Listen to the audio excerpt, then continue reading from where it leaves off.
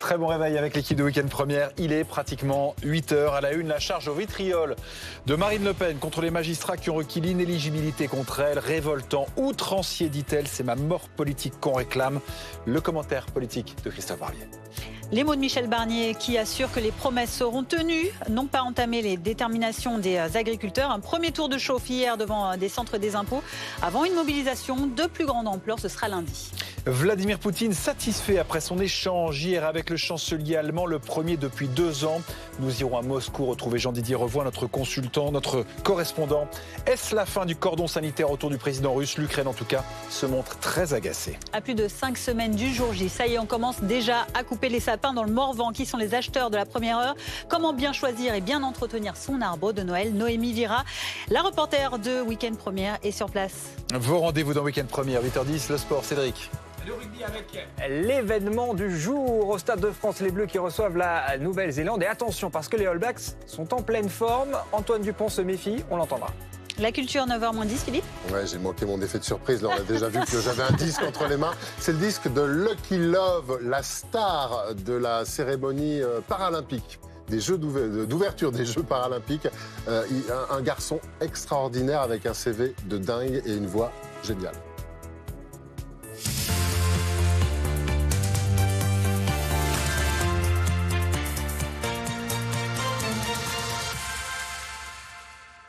Défense passe à l'attaque. Marine Le Pen s'en est pris très violemment hier soir au parquet qui a requis contre elle 5 ans d'inéligibilité dans l'affaire des assistants parlementaires du RN. Oui, la députée qui dénonce la partialité des magistrats et qui fait que démontrer qu'elle ne fait plus beaucoup d'illusions sur sa condamnation.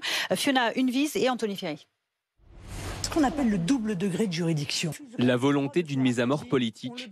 Nouvel axe de défense de Marine Le Pen. C'est ma mort politique qui est réclamée. Donc par définition, ma survie politique, évidemment, va dépendre de la mise en œuvre de cette condamnation à la mort politique avec exécution provisoire ou non. La riposte, elle n'est pas la seule à la mener.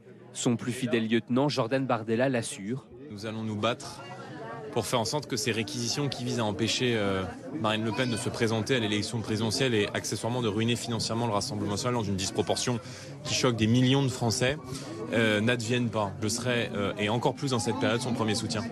Un premier soutien qui se mobilise et qui mobilise également ses militants, en leur adressant une lettre tout d'abord. Nous ne sommes pas dans la justice, mais dans l'acharnement et la vengeance à l'égard de Marine Le Pen et du Rassemblement national.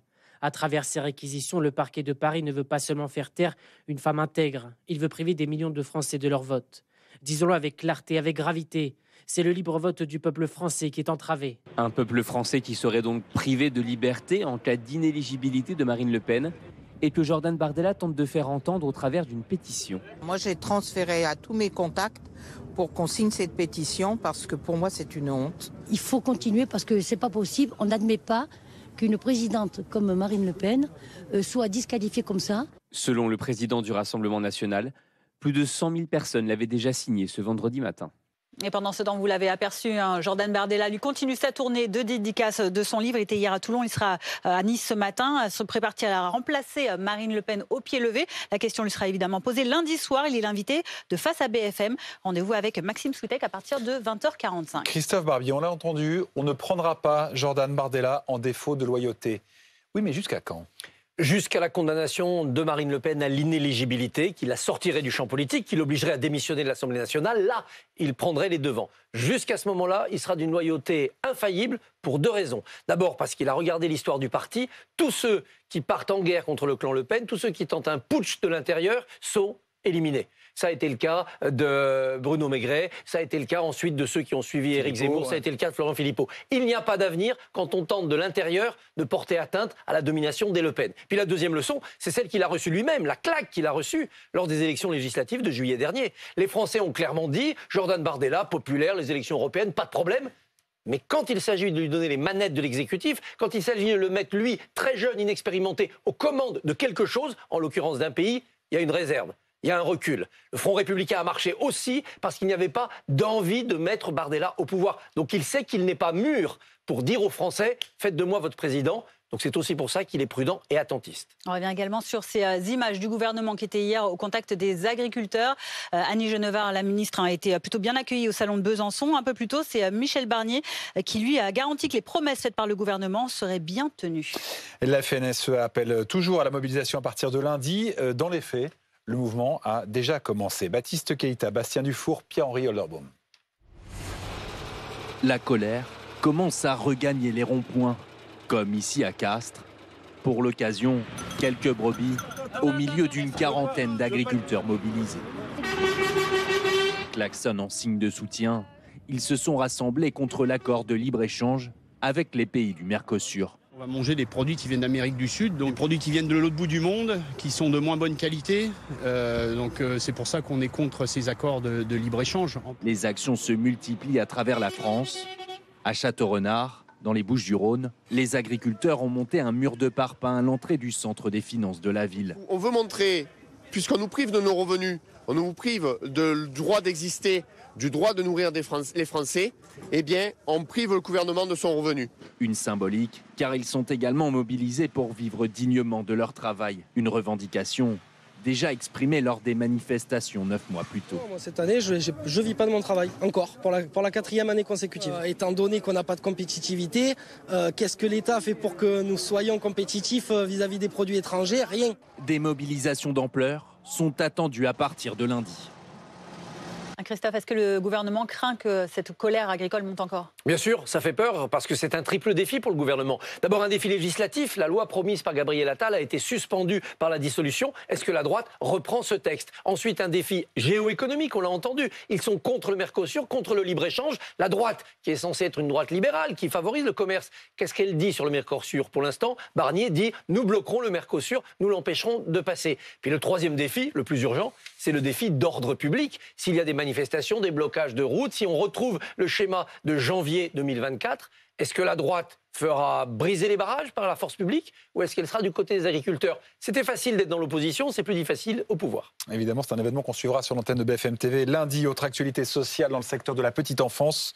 Le collectif Pas de bébé à la consigne appelle le personnel des crèches à se mettre en grève mardi. Il proteste contre le manque de personnel et la dégradation des conditions d'accueil des enfants. L'actualité internationale, s'agit-il d'une inflexion dans l'attitude des Européens envers la Russie? Le chancelier allemand Olaf Scholz s'est entretenu hier avec Vladimir Poutine. Le dernier appel entre les deux hommes remontait à près de 2 ans. Oui, Olaf Scholz qui a aussi parlé à Volodymyr Zelensky avant et après, ce qui n'a pas empêché l'Ukraine, vous allez voir, de dénoncer une tentative d'apaisement. Et côté russe, qu'en dit-on? Bonjour Jean-Didier Revoin, vous êtes notre correspondant à Moscou. Cet appel, c'est une petite victoire pour le Kremlin. Alors, une petite victoire, je ne sais pas. En tout cas, cet appel montre que les lignes sont en train de bouger entre Bruxelles, l'Union européenne et en tout cas Berlin et Moscou. Il faut dire que cet appel a été passé à l'initiative de l'Allemagne. C'était un dialogue franc de sources du Kremlin qui a duré environ 1 heure. Et c'est l'occasion pour le Kremlin de faire savoir que la Russie a toujours été prête et ouverte à la négociation. C'est ce qu'a dit le Kremlin au terme de cet entretien entre Olaf Scholz et Vladimir Poutine. Et puis aussi, ça permet à Vladimir Poutine de souligner la dégradation sans précédent des relations entre Moscou et Berlin, mais de préciser en même temps que les conseillers et de Vladimir Poutine et d'Olaf Scholz vont rester en contact, ce qui semble être un pas vers l'amorce en tout cas d'un dialogue. Et sur le fond de cette conversation, Jean-Didier, il y a cette phrase de Vladimir Poutine qu'il faut bien retenir. Un accord de paix devra tenir compte, je cite, de nouvelles réalités territoriales. On comprend bien ce qu'il y a derrière.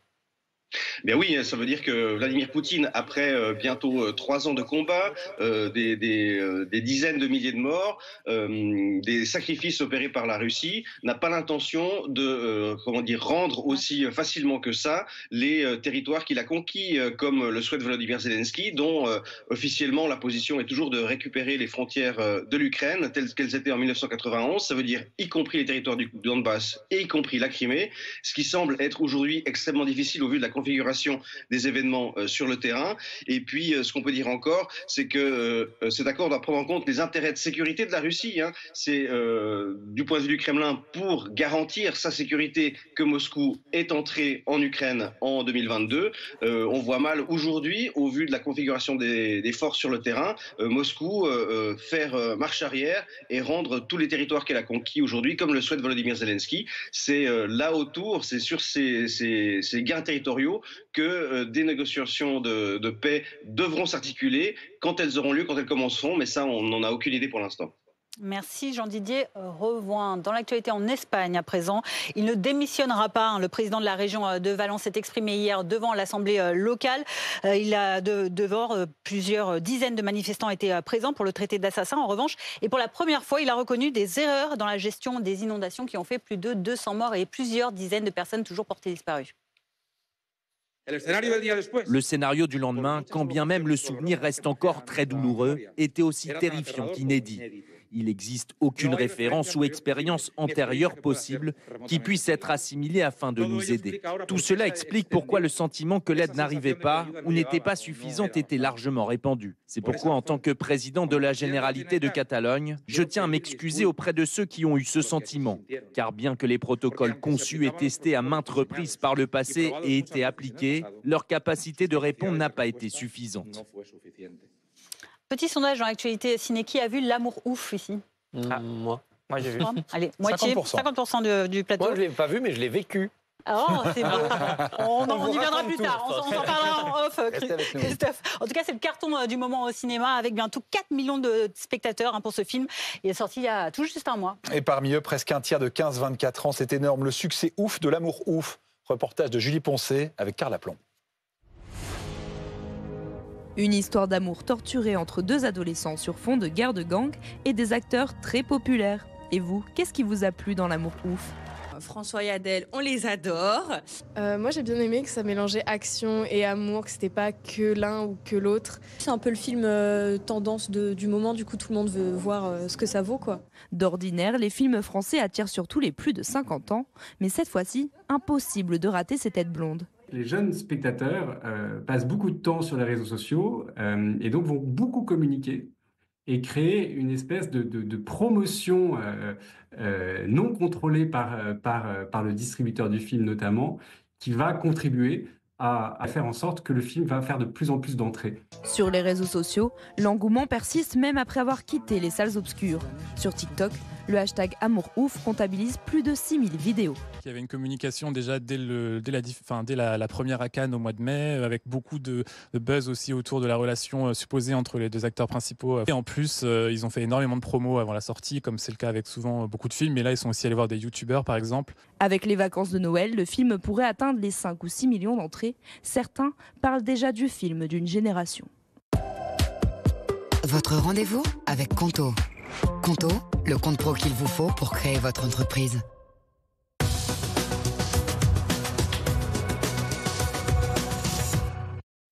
De la boxe pour commencer, Cédric, avec l'image de l'année aux États-Unis, enfin de la boxe.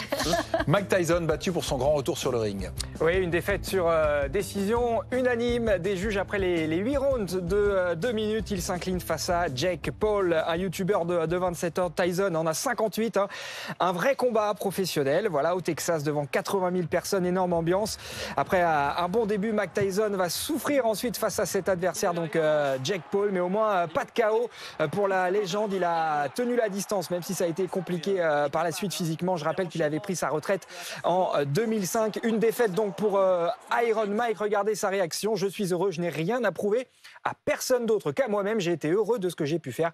Voilà donc pour ce qu'il a déclaré après le combat. Le foot est coup de tonnerre pour l'Olympique lyonnais, menacé de relégation à cause de ses problèmes financiers. Oui, exactement. Punition sévère du gendarme financier du foot français, la DNCG. En cause, la dette du club, plus de 500 millions d'euros. Résultat pour Lyon, regardez, encadrement de la masse salariale et interdiction de recrutement et surtout donc rétrogradation à titre conservatoire à l'issue de la saison. Ça veut dire, si les finances ne s'améliorent pas, l'OL sera relégué en 2e division, une épée de Damoclès donc, alors que sportivement, l'équipe va bien, 5e de Ligue 1. Des nouvelles de Paul Pogba, champion du monde, qui se retrouve libre de signer où il veut.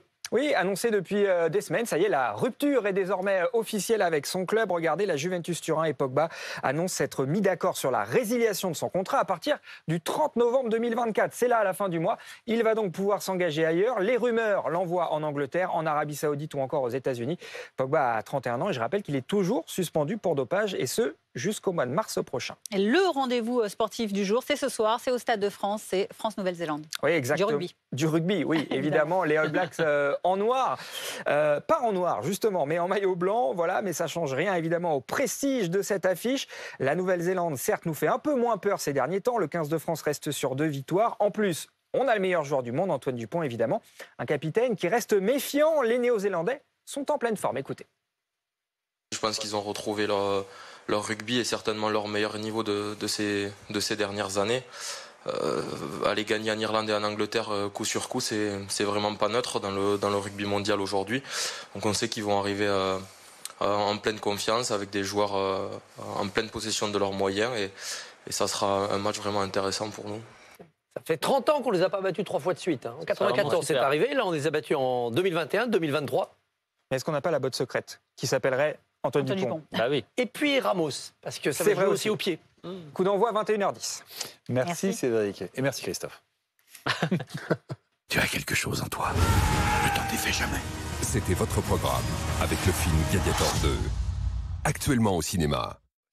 Et puis que quelques semaines avant les fêtes de Noël, mais déjà les sapins commencent à embaumer chez vos fleuristes, chez vos pépiniéristes, dans les grandes surfaces, des sapins qui bien souvent viennent du Morvan. C'est là qu'on vous retrouve Noémie Vira, reporter de Week-end Première, les Français qui achètent autour de 5 millions de sapins chaque année, des naturels. Et c'est qui la star des sapins ? À la star incontestée, Fanny, c'est le Nordman numéro 1 des ventes avec 78% des ventes en volume. C'est un peu notre Georges Tounet des forêts, toujours impeccable et avec ses aiguilles bien accrochées et cela jusqu'au fait. On est toujours avec Octave et la famille Bonneron ce matin, un producteur de sapins naturels ici dans le Morvan. Octave, il y a d'autres variétés, le Nobilis, l'Épicéa. Est-ce qu'elles gagnent du terrain aussi ? Alors oui, en effet, le marché en fait, se développe avec de nouvelles essences, une nouvelle variété. Le Nobilis qui est en fait une essence qui a l'avantage d'avoir un parfum, de ne pas perdre ses aiguilles, contrairement à l'Épicéa qui lui perd ses aiguilles. Mais on voit que malgré tout, les gens sont attachés en fait, au sapin traditionnel qui est l'Épicéa. Et de toute façon, les 3 essences seront toujours proposées. Mais elles gagnent une grande part de marché. Arthur, on voit que aussi les sapins de taille moyenne sont de plus en plus populaires. Oui, on peut voir que par exemple la taille la plus vendue en ce moment c'est le 1m50, 1m75 et qu'il y a une grosse part de marché sur le milieu du sapin de Noël. Et puis il y a aussi les très très grands sapins, Jean-Christophe. Oui, alors on a une part de marché aussi avec le sapin de 12 mètres, 13 mètres, enfin les grandes tailles, ce qu'on appelle les grandes tailles et qui vont dans des beaux endroits en fait. Merci beaucoup à tous les trois. On vous retrouve tout à l'heure. Effectivement, ici, les sapins vont de 80 cm à 12 mètres de haut. Sur les 90 hectares, 20 sont dédiés aux très grands sapins réservés à des lieux d'exception comme l'Élysée. Merci Noémie. Et dans 1 heure, Noémie nous apprendra à choisir un bon sapin sous le regard expert de Caroline Munoz. Attention. Vous restez avec nous dans la prochaine demi-heure de Week-end Première. Un plan radin malin. Faire ses courses maintenant pour les repas de fin d'année. Parce que c'est moins cher. Oui, et avant ça, Allô Maman Zéro, cette enquête sur la chute des naissances en France en 2023. Et vous verrez qu'en 2024, on est parti sur des bases encore plus inquiétantes. On a une France coupée en deux, Guillaume. C'est le statu quo, en fait. Ça fait des jours et des jours que cela dure. Avant un renversement spectaculaire de la situation à partir de lundi. On nous promet d'ailleurs quasiment de la neige jusqu'en plaine jeudi sur certaines régions de plaine. Donc cet après-midi, de la grisaille au nord. Un petit peu également sur le Languedoc-Roussillon, plutôt du soleil ailleurs et des températures assez basses ce matin. On l'a vu dans le Morvan, il fait même moins de 0 degrés actuellement. Et puis cet après-midi, on aura jusqu'à 19 degrés tout de même dans le sud-ouest.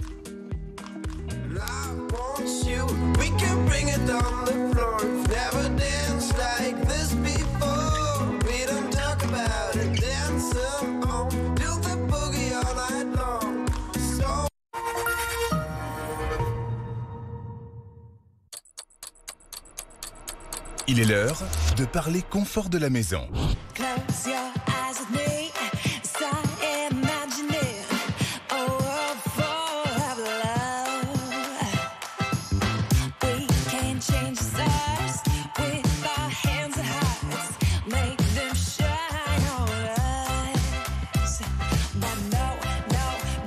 L'Orénov, s'ouvrir au monde. L'Orénov, un savoir-faire et un accompagnement unique depuis 40 ans. L'Orénov.fr. À l'affaire, nous ne sommes ni une banque ni une compagnie d'assurance. Nous sommes une compagnie d'assurés. Rien n'a plus de valeur que les droits de nos adhérents défendus depuis près de 50 ans. Notre combat, plus d'avantages, de transparence et de simplicité dans l'évolution de nos contrats. Notre intérêt, défendre le vôtre. Nous sommes Affaires, l'association française d'épargne et de retraite. L'autre jour, je faisais mon quintet plus avec les potes. Et là, le patron me dit « Hey, tu devrais essayer la nouvelle option, Max. » Ah bah non. Moi, c'est Alex, je réponds. On se marre. Mais non, l'option Max pour multiplier tes gains. Alors j'essaye et bim, je multiplie mes gains par 10. Tu m'appelles Max quand tu veux. Hein. Et en ce moment, profitez de la semaine au max dans votre point de vente PMU. Avec une tirelire d'1 million d'euros au Quintet Plus, les dimanches 10 et 17 novembre. PMU. Aujourd'hui, dans les PME, l'informatique est indispensable. Alors quand ça ne marche pas, heureusement, il y a Xefi. Xefi propose à toutes les entreprises les solutions technologiques habituellement réservées aux grandes entreprises. Informatique, bureautique, cloud, sécurité, Xefi, la proximité informatique. C'est le moment de vous faire plaisir avec style pour le Black November d'Optical Center. Bénéficiez de prix exceptionnels jusqu'à 50% sur vos lunettes, vos verres et appareils auditifs jusqu'au 30 novembre. Jusqu'à moins 50% sur tout le magasin et pour toute la famille pendant le Black November. Une offre à ne pas manquer. Offre non cumulable, conditions en magasin, dispositif médical.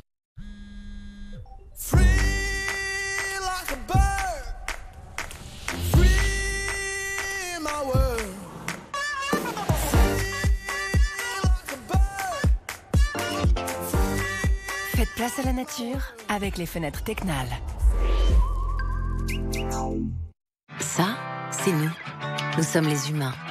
Nous sommes fragiles. Certains diront que nous sommes petits. Mais nous croyons que nous avons la plus grande des forces. Nous sommes humains.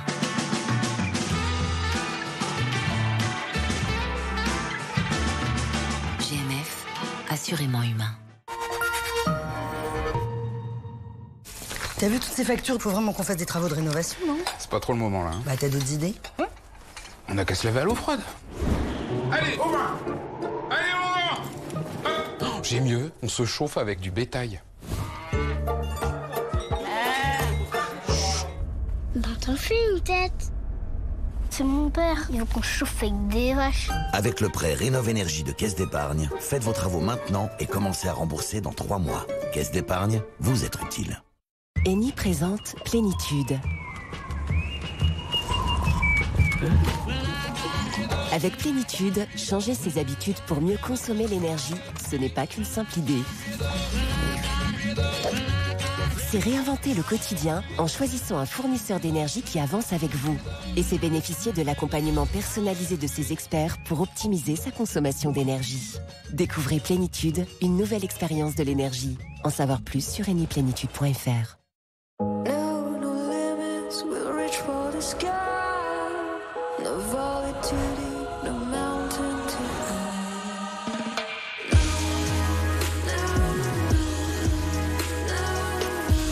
Donnez une nouvelle dimension à la ville avec le nouveau Nissan Qashqai e-Power. Defy Ordinary. Avec la motorisation e-Power, passez à l'hybride réinventé. Nissan vous offre jusqu'à 8 ans de garantie avec la garantie Nissan Privilège.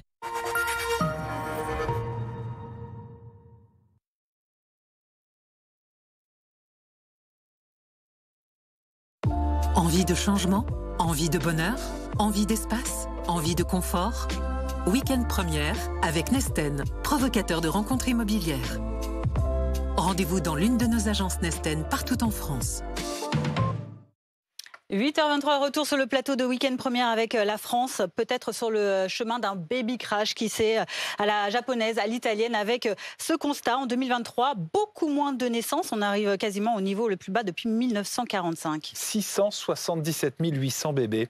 Et l'INSEE s'attend à ce que ce soit encore en dessous en 2024. Théo Touché, Kevin Elias, Carla Plomb. À 30 ans, Sonia attend son premier enfant avec impatience. En janvier, elle mettra au monde une petite fille.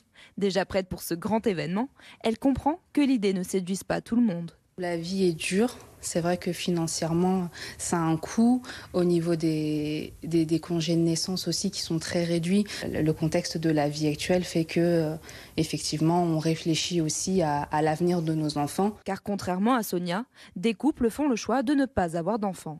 Aujourd'hui, cet hôpital n'a enregistré aucune naissance. Et pour la première fois, cette baisse de la natalité touche les femmes de tous les âges qui font leurs enfants de plus en plus tard. On est passé en 50 ans, pratiquement, de l'âge de 26 ans, de 25 ans, 26 ans, à 31, 32 ans, l'âge de la première naissance, en moyenne.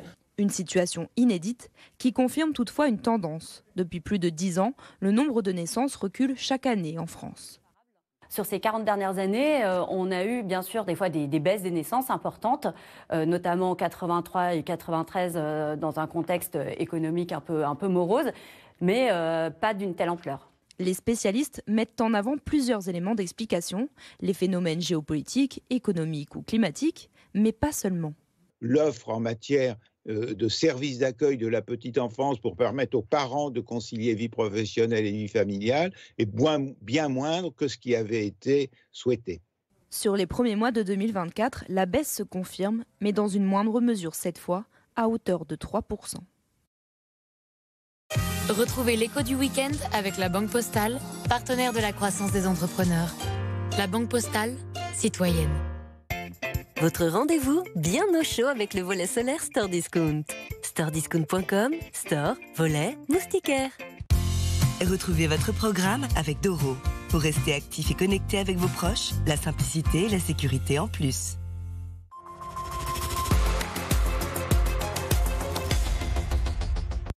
L'écho du week-end le samedi, c'est souvent le jour où on s'occupe de sa voiture. On a le montant moyen d'une réparation chez le garagiste. C'est aujourd'hui un peu plus de 330 €, une hausse de 7% par rapport à 2023. Oui, on s'y attendait. L'inflation est passée par là. Ce qui est plus étonnant, Stéphanie Colo, c'est les écarts entre les régions.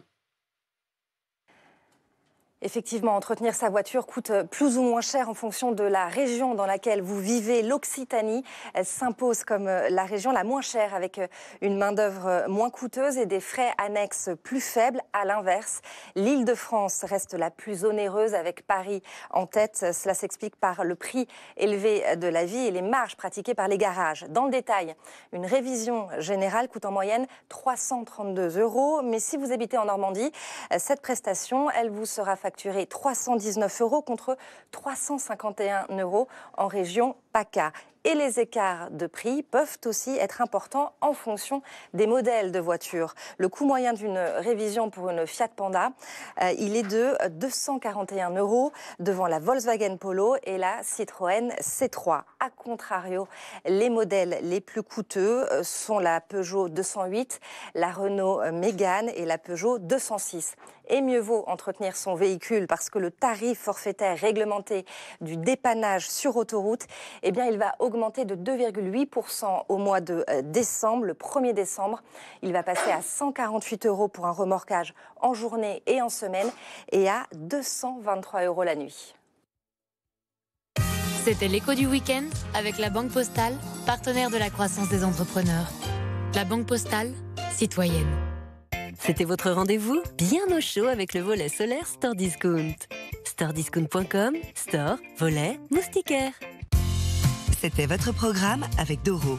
Pour rester actif et connecté avec vos proches, la simplicité et la sécurité en plus. Tout de suite, la météo. Passez à la météo aussi facilement que ça, avec Ulysse. Ulysse, et c'est réglé. Entrepreneurs, soyez au top devant la météo avec Groupe Verlaine. Le meilleur de la rénovation énergétique à vos côtés pour développer votre franchise. Groupeverlaine.com. Et Guillaume, nous sommes à Paris où la grisaille persiste. Oui, je crois qu'on a arrêté de compter le nombre de jours de grisaille à Paris, puisque c'est quand même assez déprimant. Sachez que la situation va changer à partir de mardi et on devrait avoir un temps beaucoup plus agité, mais au moins quelques éclaircies. En tout cas, le temps est très calme actuellement sur la France. La vigilance est au vert sur absolument tous les départements, avec donc cet anticyclone qui n'en finit pas de bloquer cette grisaille au niveau du sol sur les régions essentiellement de la moitié nord, puisqu'au sud, là, vous êtes plutôt influencé par ce courant un petit peu plus doux et plus sec, en tout cas en provenance de Méditerranée. Plus sec, pas forcément partout, puisqu'en fait, Paradoxalement, vous avez des nuages bas assez présents également sur le Languedoc-Roussillon ainsi que sur la basse vallée du Rhône, en liaison avec donc cette influence venue de Méditerranée, donc qui provoque cette humidité. Un petit peu de vent d'automne également vers Toulouse, à la fois ce matin et cet après-midi. Et puis cet après-midi, les nuages bas devraient finir par se résorber ici vers la Franche-Comté. Des températures donc assez basses parfois ce matin. On a même quasiment du moins 10 degrés actuellement vers Mout, en tout cas dans le Doubs et le Jura. En plaine, il fait localement -1, -2 degrés. Puis pour cet après-midi, on aura donc 4 degrés seulement à Troyes sous la grisaille et jusqu'à 19 degrés donc au soleil à Biarritz. Vous avez regardé la météo aussi facilement que ça avec Ulysse. Ulysse, et c'est réglé. C'était la météo avec Groupe Verlaine, installateur de panneaux photovoltaïques garantis à vie avec contrat de maintenance. Groupe Verlaine, le climat de confiance. Il est bientôt 8h30, merci de passer votre matinée devant Week-end Première à la une. Ce bon plan pour préparer votre repas de Noël à petit prix. Avec un budget de seulement 132 € cette année, les Français rusent pour tout de même se faire plaisir. Et comme pour les cadeaux, certains font leurs courses 1 mois et demi à l'avance et vous verrez que les commerçants jouent le jeu. L'étrange défense dans ce journal de 2 des derniers accusés à être entendus au procès des viols de Mazan. Ils affirment qu'ils ont été drogués par Dominique Pellicot, ce que le principal accusé nie farouchement. C'est ma mort médiatique qu'on réclame. Marine Le Pen ne mâche pas ses mots. Aux 20h de TF1 hier, la présidente du groupe RN à l'Assemblée a dénoncé un procès politique visant à l'évincer de la course à la présidentielle de 2027. La crise sociale autour de la décoration et de l'ameublement. Après Habitat Interiors, ce sont des magasins Casa qui risquent de baisser le rideau sur notre sol. L'enseigne belge est visée par un redressement judiciaire. Et puis près de 3 semaines après les inondations meurtrières en Espagne, le président de la région reconnaît des erreurs dans la gestion de la catastrophe. Il présente également ses excuses aux sinistrés. Des habitants pour qui l'aide des pompiers français est une aubaine tant les dégâts sont colossaux.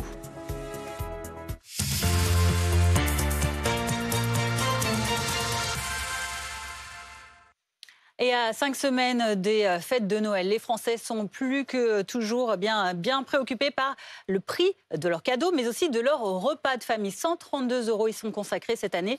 Et pour essayer de faire des bonnes affaires, eh bien, ils s'y prennent très tôt. Oui, dès la mi-novembre, ça permet d'abord d'éviter la foule des derniers jours. Et puis ensuite, les supermarchés jouent le jeu. Vous allez voir ça à Provence-Seine-et-Marne avec Frédéric Fernandez, Dorine Jarnias et Antoine Forestier. Quelques secondes de réflexion. 180 grammes, pour 13 €, à peine 14 € au lieu de 21, c'est pas mal. Et ce bocal de foie gras finit dans le caddie de Pascal. Celui-ci, je le prends.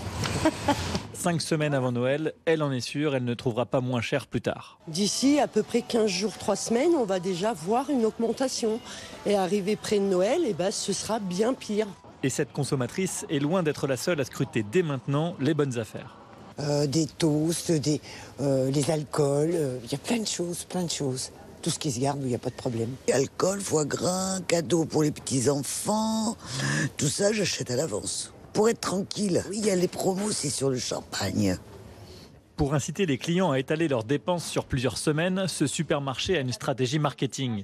Dans ses prospectus, il propose chaque semaine des offres pour différents produits du réveillon dès la mi-novembre. Il y a un engouement sur la promotion, donc nous on cale les promotions en fonction aussi de ce qui va intéresser les clients. Donc ça fonctionne plutôt bien et on essaye justement pour ne pas avoir tout la dernière semaine de Noël de les répartir en fonction des rayons. Selon une étude, 1 Français sur 2 se dit inquiet du contexte économique sur la préparation des fêtes. Le prix des courses alimentaires, c'est la préoccupation numéro 1 des Français quand on leur parle de Noël. 75% d'entre eux disent c'est ce qui m'inquiète le plus par rapport aux fêtes de fin d'année, combien va me coûter ma table de fête. Et c'est vrai qu'en anticipant, en achetant à partir de ce mois de novembre, les Français paieront moins cher pour les fêtes de fin d'année. Toujours selon ce sondage, chaque Français compte dépenser en moyenne 132 € pour le repas du réveillon, 12 € de plus que l'année dernière. Ce sont les derniers interrogatoires des accusés au procès dit des viols de Mazan. 7 d'entre eux étaient interrogés ces derniers jours devant la cour criminelle du Vaucluse. Ça va durer encore une semaine. Et Dominique Pellicot est bien sur le banc des accusés. Étrange défense que celle de 2 des derniers accusés qui ont déclaré avoir été drogués par l'ex-époux de Gisèle Pellicot. Ils se décrivent comme des victimes. Alexandra Gonzalez, Fantine Danzer avec Émile Darcourt. Confrontés au récit des faits, confrontés au visionnage des vidéos, des dizaines d'accusés n'en démordent pas. Ils se seraient fait piéger par Dominique Pellicot. Certains l'accusent même de les avoir drogués. C'était le cas de 2 d'entre eux hier. Pour l'avocate de Dominique Pellicot, cet élément qui apparaît dans les déclarations au procès ne correspond pas au dossier. Ça ne me semble pas du tout crédible. Et puis de toute façon, il faut quand même se rappeler que Dominique Pellicot n'est pas renvoyé devant la juridiction de jugement pour une administration de substances à l'encontre des autres accusés. 3 ans et demi d'instruction, le sujet n'a jamais été développé en instruction. Donc ça n'a jamais permis l'instigation ou les investigations nécessaires pour corroborer ou pas l'information. Sans conforter cette thèse de substance donnée aux accusés, cet avocat de la défense estime que les personnes entendues hier sont bien victimes de Dominique Pellicot. Vous avez effectivement l'ogre de Mazan, pour moi, qui a lui une responsabilité colossale, et les petits poussés qui ont une responsabilité considérablement moindre. Donc on peut dire qu'ils sont en partie victimes. Effectivement, ils sont victimes de l'emprise qu'avait sur eux Dominique Pellicot. Pour les accusés, Nizar H, qui venait pour un enterrement de vie de garçon, et Christian L, ancien pompier, dont les actes, dit-il, ne correspondent pas à ses valeurs, l'administration de substances par Dominique Pellicot serait la seule explication à leur comportement. Toujours au chapitre judiciaire, Marine Le Pen dénonce un réquisitoire révoltant, profondément outrancier, celui du parquet de Paris mercredi à son encontre dans le cadre du procès des assistants parlementaires du RN. 5 ans de prison, dont 3 avec sursis et 5 ans d'inéligibilité. Aux 20h de TF1 hier soir, la présidente du groupe RN à l'Assemblée a dénoncé une mise à mort politique à moins de 3 ans de la présidentielle. C'est ma mort politique qui est réclamée. Donc par définition, ma survie politique, évidemment, va dépendre de la mise en œuvre de cette condamnation à la mort politique avec exécution provisoire ou non, bien entendu. Et c'est, je crois, le but, depuis le départ, j'ai le sentiment, de cette opération qui a été, je le rappelle, lancée par un socialiste, M. Schulz, président du Parlement européen, en accord avec la socialiste Mme Taubira, ministre de la Justice de l'époque. Christophe Barbier, est-ce qu'il s'agit d'un procès politique, comme le dit Marine Le Pen? Non, l'argument est trop court. C'est un procès qui n'a pas de fondement politique. Le Parlement européen a protesté parce que le Parlement considère que l'argent européen ne doit pas servir à payer un majordome ou un garde du corps. Et ça, c'est pas de la politique, c'est du bon sens, c'est du pratique. De la même manière, dans son réquisitoire, la procureure, a utiliser les textes votés parlementaires, c'est-à-dire l'inéligibilité automatique en cas de détournement de fonds publics. Tout ça, c'est juridique, ça n'est pas politique, même si autour, bien sûr, l'ambiance, y compris au sein de la magistrature, peut être une ambiance avec des attitudes, des arrière-pensées, des angles politiques. Fondement juridique et non fondement politique. L'économie et l'inquiétude après l'habillement, la grande distribution, les pneumatiques, l'automobile qui gagne, le secteur de l'ameublement. Casa, dans la foulée d'Interiors et d'Habitat, Casa a été placé en redressement judiciaire. Oui, et plusieurs des 154 magasins de cette enseigne belge installés depuis une quarantaine d'années en France seront susceptibles de fermer. Reportage d'Osema Kemissi, Angélie Louata et Tanguy Tricoire. Dans les prochains mois, de nombreux magasins comme celui-ci devront baisser le rideau. Après avoir déjà annoncé la fermeture d'une vingtaine de boutiques en France, l'enseigne de décoration Casa a été placée sous la protection de la justice belge. Une procédure qui pourrait préserver une partie de son activité, mais qui rend l'avenir des salariés incertain. Ils ont commencé à faire des recherches, ils ont commencé à se projeter dans un autre avenir professionnel. Au bout du bout, c'est toujours les salariés qui payent le prix fort. Plombée par les dettes, la marque belge n'échappe pas à la morosité du secteur de l'ameublement. Un marché de plus en plus concurrentiel. Ils sont concurrencés par aussi bien les spécialistes de l'ameublement, comme Ikea par exemple, les Maisons du Monde, mais ils vont être concurrencés aussi par les discounters. Donc je pense à Action, je pense à Jiffy. En France, Casa compte environ 150 magasins. Près de 3 semaines après les inondations qui ont fait plus de 200 morts dans la région de Valence en Espagne, le président de la région a refusé de démissionner, mais il a présenté ses excuses hier. C'est la première fois que Carlos Mazón admet devant le Parlement de sa région des dysfonctionnements dans la gestion de la catastrophe par son exécutif. Et donc, il a aussi présenté ses excuses aux sinistrés. Et pour les sinistrés, le plus important, c'est l'aide qu'ils reçoivent, notamment des pompiers français. Ils sont sur place depuis quelques jours maintenant et continuent d'affluer. Colline Chambol. Ils s'organisent comme dans une fourmilière. Dans cette salle d'exposition totalement inondée, 4 pompiers français de l'urgence internationale vident la boue étendue sur plus de 1000 mètres carrés. Donc ils remplissent les seaux. Voilà. Ensuite, ils forment une première chaîne. Ils amènent les seaux jusqu'au bas de l'escalier. Ils vont les poser au bout de la passerelle. Cela fait 3 jours qu'ils déblaient cette galerie et ils n'en voient pas le bout. On a l'impression d'avoir rien fait, quoi. Tellement il y en a à sortir et vous avez vu comment on fait pour sortir. Pour économiser ses forces, Les pauses sont obligatoires. Les pompiers doivent s'hydrater et prendre l'air régulièrement car les conditions sanitaires sont déplorables. Comme c'est de la boue, il y a forcément du gaz qui se décharge, on ne sait pas ce que c'est. Donc on a besoin de ventiler de temps en temps, quoi. On est sale, plein de boue. Il n'y a pas d'autre moyen pour se désinfecter. Un travail d'équipe entre Français et Espagnols. Cette aide étrangère est précieuse pour la région. Au final, on est nombreux, mais il nous manque des bras. Donc qu'ils viennent de si loin, eh bien, je me sens très chanceuse de travailler avec ces personnes formidables. On ne se connaît pas et 3 secondes après, on se prend dans les bras parce qu'on a bossé comme des fadas, quoi. Les volontaires collaborent malgré la barrière de la langue. Et pour communiquer... Comme les Italiens, avec les mains.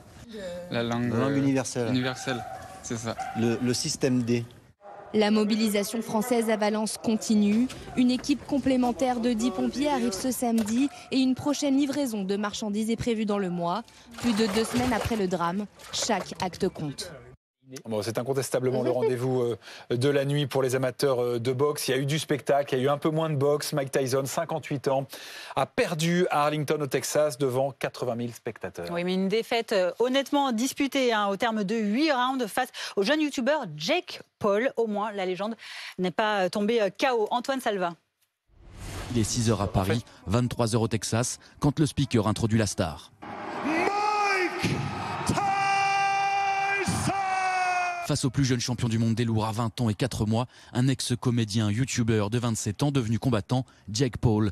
Un duel d'abord prévu en juillet dernier, mais repoussé en raison de problèmes de santé de la star. Pour cet affrontement professionnel, les règles ont été adaptées, 8 reprises de 2 minutes au lieu des classiques 12 rounds de 3 minutes et des gants plus gros, plus rembourrés qu'en combat normal.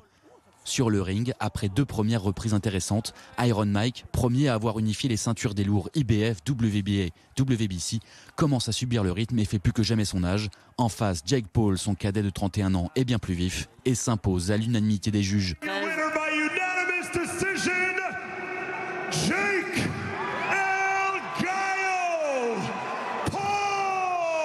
J'ai été heureux de ce que j'ai pu faire, a commenté Mike Tyson, qui n'a pas fermé la porte à un retour sur les rings. Un autre spectacle pour d'autres amateurs, ce sont les grandes marées à direction de la baie du Mont-Saint-Michel où aujourd'hui le pic est attendu pour ce phénomène. Le prochain, il faudra l'attendre au mois de mars. Oui, mais alors la préfecture maritime de la Manche et de la mer du Nord a émis un bulletin de vigilance et appelle à la prudence comme à chaque fois. Vincent Serron, Pierre-Henri Elderbaum. Sur les bords de mer Havrais, certains sont courageux. Elle est entre 13 et 14 degrés. Et ça vous va, oui, ça me va tout à fait. Lui n'est pas au courant des phénomènes des grandes marées. Pas vraiment. Moi, ce qui m'intéresse, c'est de savoir à quelle heure elle est haute ou à quelle heure elle est basse. Une marée haute, également attendue pour ce pêcheur amateur. Pour pêcher, c'est mieux marée montante et le début de la descendante. Parce que il y a, comment je pourrais dire, il y a plus d'eau déjà. Il y a plus de profondeur. Aujourd'hui, les coefficients de grande marée allant jusqu'à 102 sont attendus. Les risques, un courant plus fort et une remontée des eaux rapides.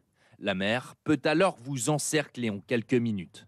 Alors l'équipe de la sécurité civile du Havre se tient prêt. Suivant le coefficient de grande marée, on peut être aussi doté d'un personnel supplémentaire qui embarque avec nous pour pouvoir être élitreillé au plus près d'une victime pour la récupérer. Donc c'est une brassière qui se met sous les aisselles. Le secouriste accrochera l'ensemble et ils remontent tous les deux. La victime sécurisée par le secouriste. Ensuite, il se peut que sur les victimes, il peut y avoir des enfants en bas âge. Donc c'est là qu'on utilise la Children Valise Rescue. Si vous souhaitez assister au phénomène des grandes marées, quelques précautions sont à prendre. Vérifiez les horaires, prévenez un proche et gardez un téléphone portable avec vous. Et on va parler jardinage. Alors, comment protéger nos plantes? Et oui, il faut les protéger, ces plantes, parce qu'il fait froid. Et puis, on a besoin de les garder, ces plantes, pour le printemps prochain. Une rencontre exceptionnelle, Philippe. Oui, il a été la star de la cérémonie d'ouverture des Jeux paralympiques. C'est Lucky Love. Vous avez certainement retenu sa voix, retenu son visage et son expression scénique.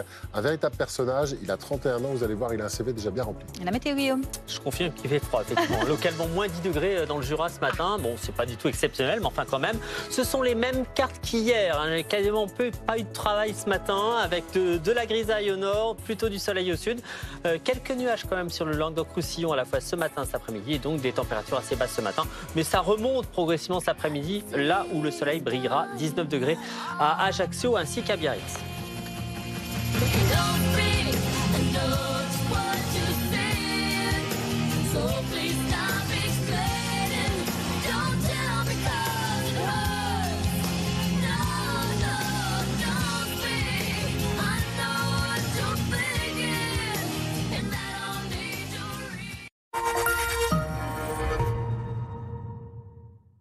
C'est l'histoire de Anna, qui profite de chaque voyage pour retomber amoureuse de Pierre. De Léa, qui dit toujours « qu'importe la destination, tant qu'il y a du sang ». Celle de Sarah et Jean, qui n'avaient pas prévu d'accueillir un nouveau passager. Et celle de Jack, le tout petit dernier de la famille. Et vous, quelle sera votre histoire avec Volkswagen? En ce moment, profitez de l'Apollo à partir de 129 € par mois. Volkswagen. T'as vu toutes ces factures? Il faut vraiment qu'on fasse des travaux de rénovation, non? C'est pas trop le moment, là. Bah, t'as d'autres idées? On a qu'à se lever à l'eau froide. Allez, au vin! Allez, au vin! Oh, j'ai mieux, on se chauffe avec du bétail. Dans ton film, tête. C'est mon père, il veut qu'on chauffe avec des vaches. Avec le prêt Rénov Énergie de Caisse d'Épargne, faites vos travaux maintenant et commencez à rembourser dans 3 mois. Caisse d'Épargne, vous êtes utile.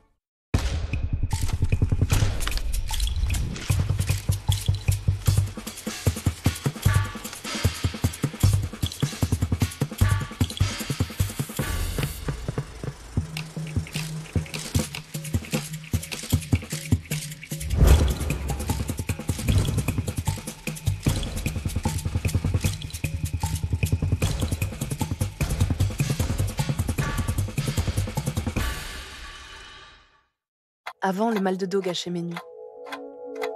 Avec le matelas Perco, j'offre à mon dos un confort ultime. Et à moi, de meilleures nuits. Perco a créé le meilleur matelas pour soulager notre dos avec des professionnels de santé. Testé par un laboratoire indépendant, sa technologie Body Adapt répartit idéalement mon poids pour soulager mes points de tension. Dans les 15 premiers jours, j'ai senti un soulagement de mes douleurs. Comme 9 utilisateurs du matelas Perco sur 10. Rendez-vous sur perco.com et profitez du Black Friday. Perco. Libérez votre dos. Resserrez les distances et accélérez la cadence.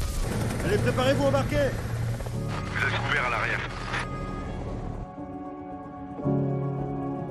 Groupe AGPM, l'expert prévoyance militaire. Aujourd'hui, chacun s'engage à sa façon. Elsa s'est engagée à fabriquer ses propres vêtements. Elena à ne pas s'engager. Enfin, pas tout de suite.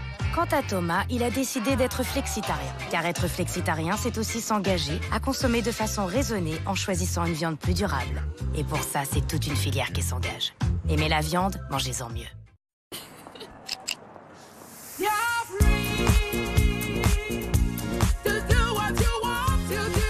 Canderel, le goût de la liberté. Aujourd'hui, dans les PME, l'informatique est indispensable. Alors quand ça ne marche pas, heureusement, il y a Xefi. Xefi propose à toutes les entreprises les solutions technologiques habituellement réservées aux grandes entreprises. Informatique, bureautique, cloud, sécurité. Xefi, la proximité informatique. Eni présente Plénitude. Avec Plénitude, changer ses habitudes pour mieux consommer l'énergie, ce n'est pas qu'une simple idée. C'est réinventer le quotidien en choisissant un fournisseur d'énergie qui avance avec vous. Et c'est bénéficier de l'accompagnement personnalisé de ses experts pour optimiser sa consommation d'énergie. Découvrez Plénitude, une nouvelle expérience de l'énergie. En savoir plus sur eniplénitude.fr. Ah, et pour la couleur, taupe, évidemment. Ouais, mais faut que ça pète. Ça sera des rangements en hauteur. Moyen haut. Nous, ce qu'on voudrait, c'est un îlot central. Sur le côté. Enfin, sur le côté, au milieu. Quoi. Sur le côté. Très bien. Plan de vie, fabrication, poste de votre cuisine. Avec SoCook, tout est clair, même si vous ne l'êtes pas toujours. SoCook, des cuisinistes pas comme les autres. Il est bientôt 9h. Nouvelle DeLonghi Rivelia. Changez de café en grains selon vos envies. Perfetto. Envie de changement? Envie de bonheur? Envie d'espace? Envie de confort? Week-end première avec Nesten, provocateur de rencontres immobilières. Rendez-vous dans l'une de nos agences Nesten partout en France. 8h48 à la une, dans notre journal de 9h, vous suivrez la riposte de Marine Le Pen aux réquisitions à son encontre dans le procès des assistants parlementaires européens. Pour la présidente du groupe RN à l'Assemblée, on réclame sa mort politique. On en parlera tout à l'heure avec Christophe Barbier. Et puis en Ukraine, le coup de fil entre le chancelier allemand Olaf Scholz et Vladimir Poutine ne passe pas. Volodymyr Zelensky, le président ukrainien, est un risque d'assouplissement diplomatique envers l'envahisseur. D'ailleurs, la France n'a pas réagi officiellement à ce coup de téléphone. Et on verra ce que ça signifie. Avant ça, on voit derrière nous dans les images de Paris en direct, c'est l'automne, on a ressorti les vêtements d'hiver. Oui. Ça veut dire que c'est le moment d'habiller nos plantes pour les protéger. Caroline, les bons réflexes pour faire survivre nos plantes jusqu'au printemps, c'est quoi? Alors, les bons réflexes, il y en a déjà des bases. Hein. La première chose, c'est de rentrer nos plantes à l'intérieur. Si on a un local, profitez-en. C'est maintenant. En plus, il va neiger prochainement. Oui, peut-être jeudi. Donc voilà, on les met, on profite du week-end pour justement faire ces petits travaux. Et donc, on va rentrer nos plantes à l'intérieur dans un local aéré, tant qu'à faire, et avec de la lumière. Si ce n'est pas le cas, eh bien, les plantes, c'est un peu comme les pingouins. C'est-à-dire qu'en fait, les pingouins sur la banquise, quand ils ont froid, qu'est-ce qu'ils font? Ils se serrent les uns contre les autres. Eh bien, les plantes, c'est pareil. Vous pouvez gagner des degrés en les rapprochant les unes des autres. Donc, si vous avez un balcon, vous rapprochez tous les pots entre eux, vous les mettez contre un mur. Si ce mur est exposé plein sud et à l'abri du vent, c'est l'idéal. Vous enlevez les sous-coupes qui sont en dessous parce que l'eau peut geler et puis les plantes ont moins soif. Il faut l'avouer. Et autre chose, donc, vous pouvez surélever les pots. Vos pots, comme ça, ils ne sont pas en contact avec la terre et l'air circule en dessous.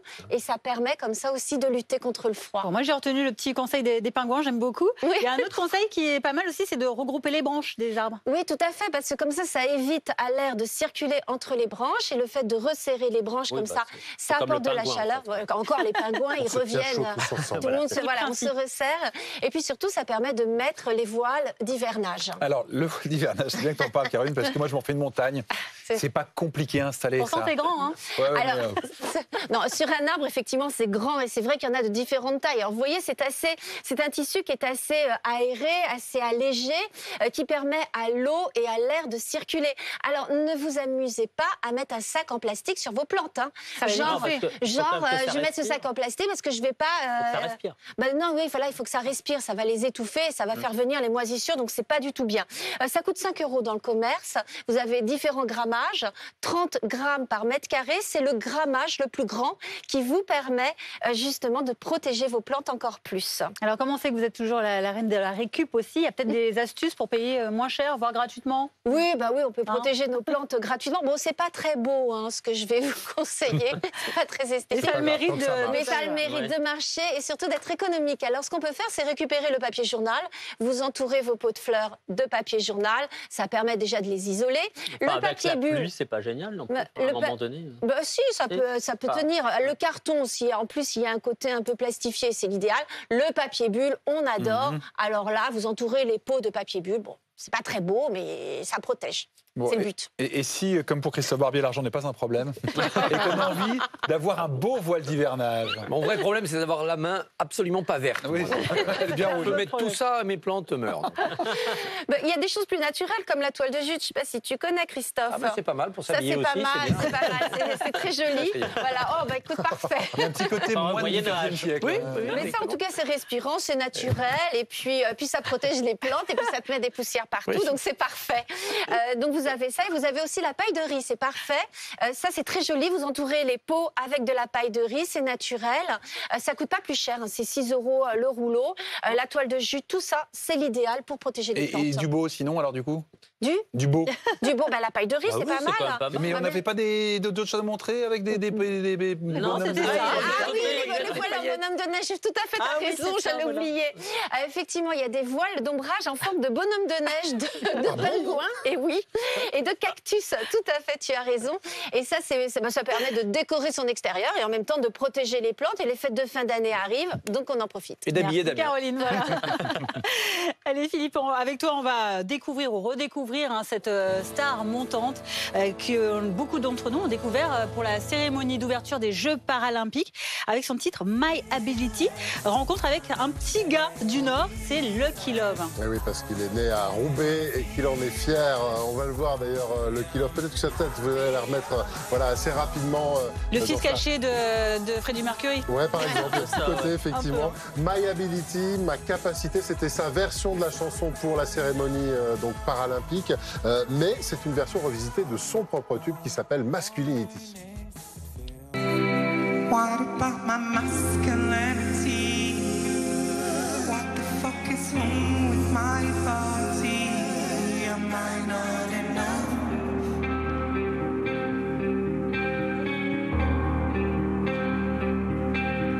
Who gives you the Voilà une chanson qui questionne sur le genre, sur le pourquoi il faut toujours être en train de prouver, faire preuve de sa virilité dans la société. C'est devenu un hymne trans aux États-Unis. C'est une chanson en Ukraine à travers laquelle se sont retrouvés les soldats mutilés également, ukrainiens. Avant les JO, ce titre, il a buzzé grâce à une star internationale, Lana Del Rey. Explication justement de Lucky Love qu'on a interrogé avec Julie Poncet.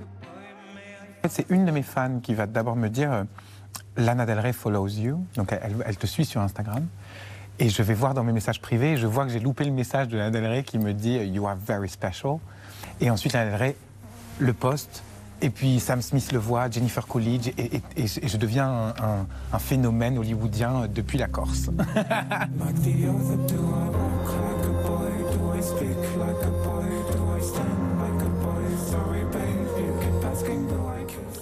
La suite, c'est donc son apparition à cette cérémonie des Jeux paralympiques. Alors au départ, il ne voulait pas la faire. Et puis il a vu la vraie cérémonie, la grosse cérémonie, si je puis dire, des JO. Et il a vu l'inclusion qu'il y avait à l'intérieur. Il a dit oui, si, finalement, je vais y aller parce que c'est le message que je veux convoyer. Lucky Love, il est né sans bras gauche. Occasion, justement, de faire passer un message autour du handicap. Le handicap, c'est... on sent que c'est un mot qui a été inventé par une personne qui ne l'était pas. Au-delà même de mon bras, je pense que je suis un homme en marge et j'ai longtemps cru que justement c'était mon enveloppe qui définissait ma marginalité, alors que pas du tout. Je l'ai choisi, ma marge. Je l'ai choisi parce que j'ai choisi de me mettre en dehors du monde pour l'observer, pour regarder sa beauté et pour pouvoir m'y inclure plus facilement. Finalement, ce qu'il y a à l'intérieur de moi est bien plus marginal que ce que vous voyez.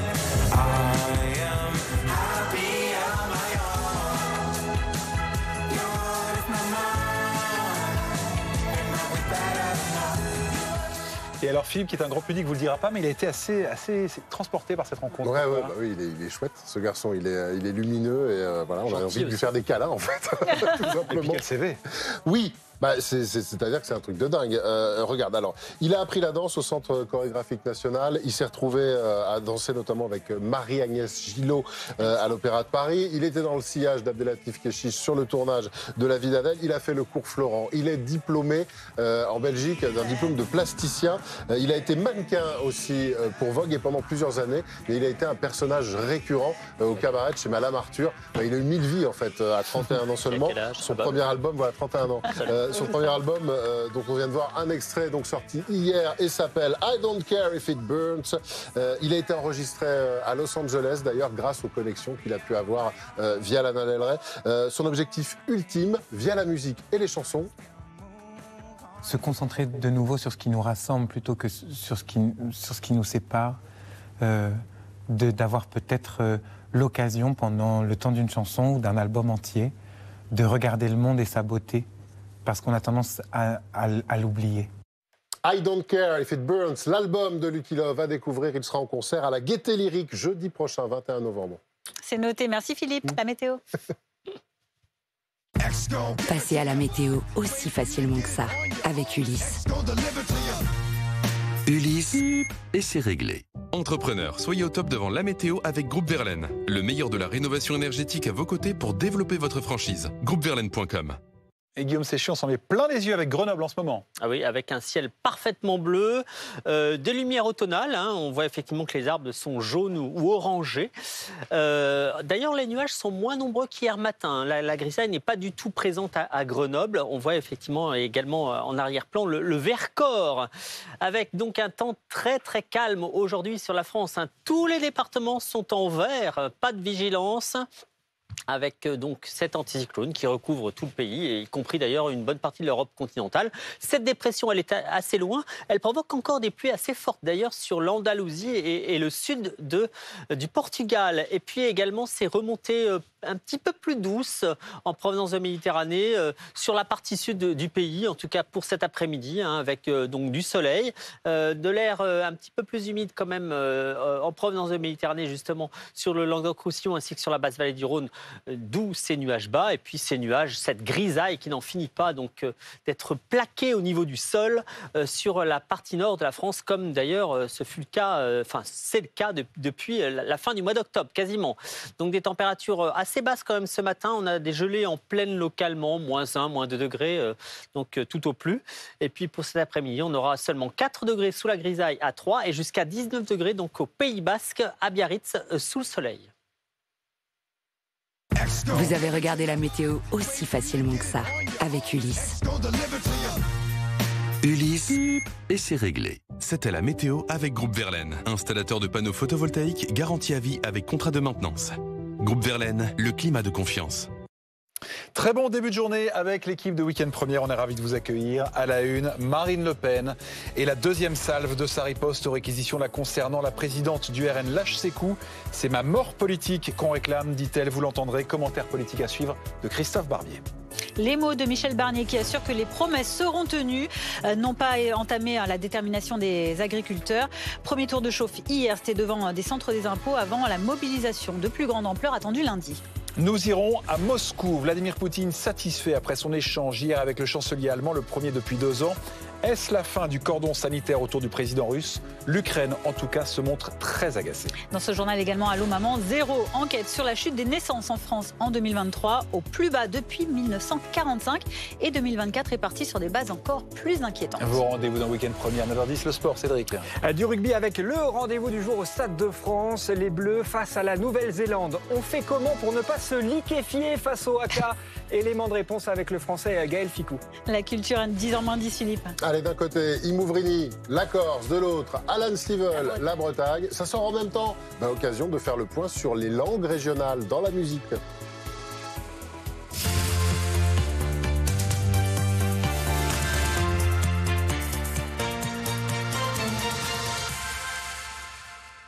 À partir de lundi, la parole à la défense dans l'affaire des assistants parlementaires du RN. Dans ce procès, c'est la survie politique de Marine Le Pen qui se joue. La députée qui dénonce la partialité des magistrats, une façon de montrer qu'elle ne se fait plus beaucoup d'illusions sur sa future condamnation. Un reportage de Mathilde Couvillère-Flornois. Le double degré de juridiction. La volonté d'une mise à mort politique, c'est le nouvel axe de défense de Marine Le Pen. C'est ma mort politique qui est réclamée. Donc par définition, ma survie politique, évidemment, va dépendre de la mise en œuvre de cette condamnation à la mort politique avec exécution provisoire ou non. Et la perspective d'une possible peine d'inéligibilité avec exécution provisoire la révolte. Nous n'avons violé aucune des lois françaises et aucun des règlements du Parlement européen. Dans un procès où il n'y a pas un centime d'enrichissement personnel, dans un procès où il n'y a pas un emploi fictif, c'est même le parquet qui l'admet, puisqu'il dit tous les assistants ont travaillé. Eh bien, ce sentiment de révolte que je ressens profondément, des millions de Français le ressentent avec moi. Si le tribunal suit les réquisitions du parquet, Marine Le Pen ne pourra donc pas se présenter à l'élection présidentielle de 2027.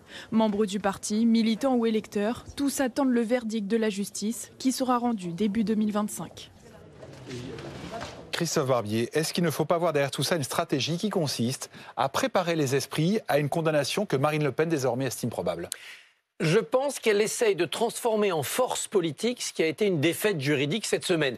Il n'y a pas de jugement, elle n'est pas condamnée à rien, pas même surtout à de l'inéligibilité. On en est au réquisitoire, ses avocats n'ont pas encore plaidé. Le jugement sera rendu au début de l'année 2025. Pourquoi anticipe-t-elle ainsi une nouvelle négative pour elle, mais qui n'est pas certaine d'advenir? Parce qu'elle veut mobiliser son camp. Les 11 millions d'électeurs qui ont voté RN aux législatives, les centaines de milliers de partisans de Marine Le Pen, et puis, dans un paysage politique extrêmement complexe, alors qu'à l'Assemblée, son groupe fait peu de bruit, eh bien, relancer une activité agressive. C'est aussi un message adressé au gouvernement actuel. Nous pouvons vous faire tomber si vous le voulez, nous pouvons être aussi agressifs.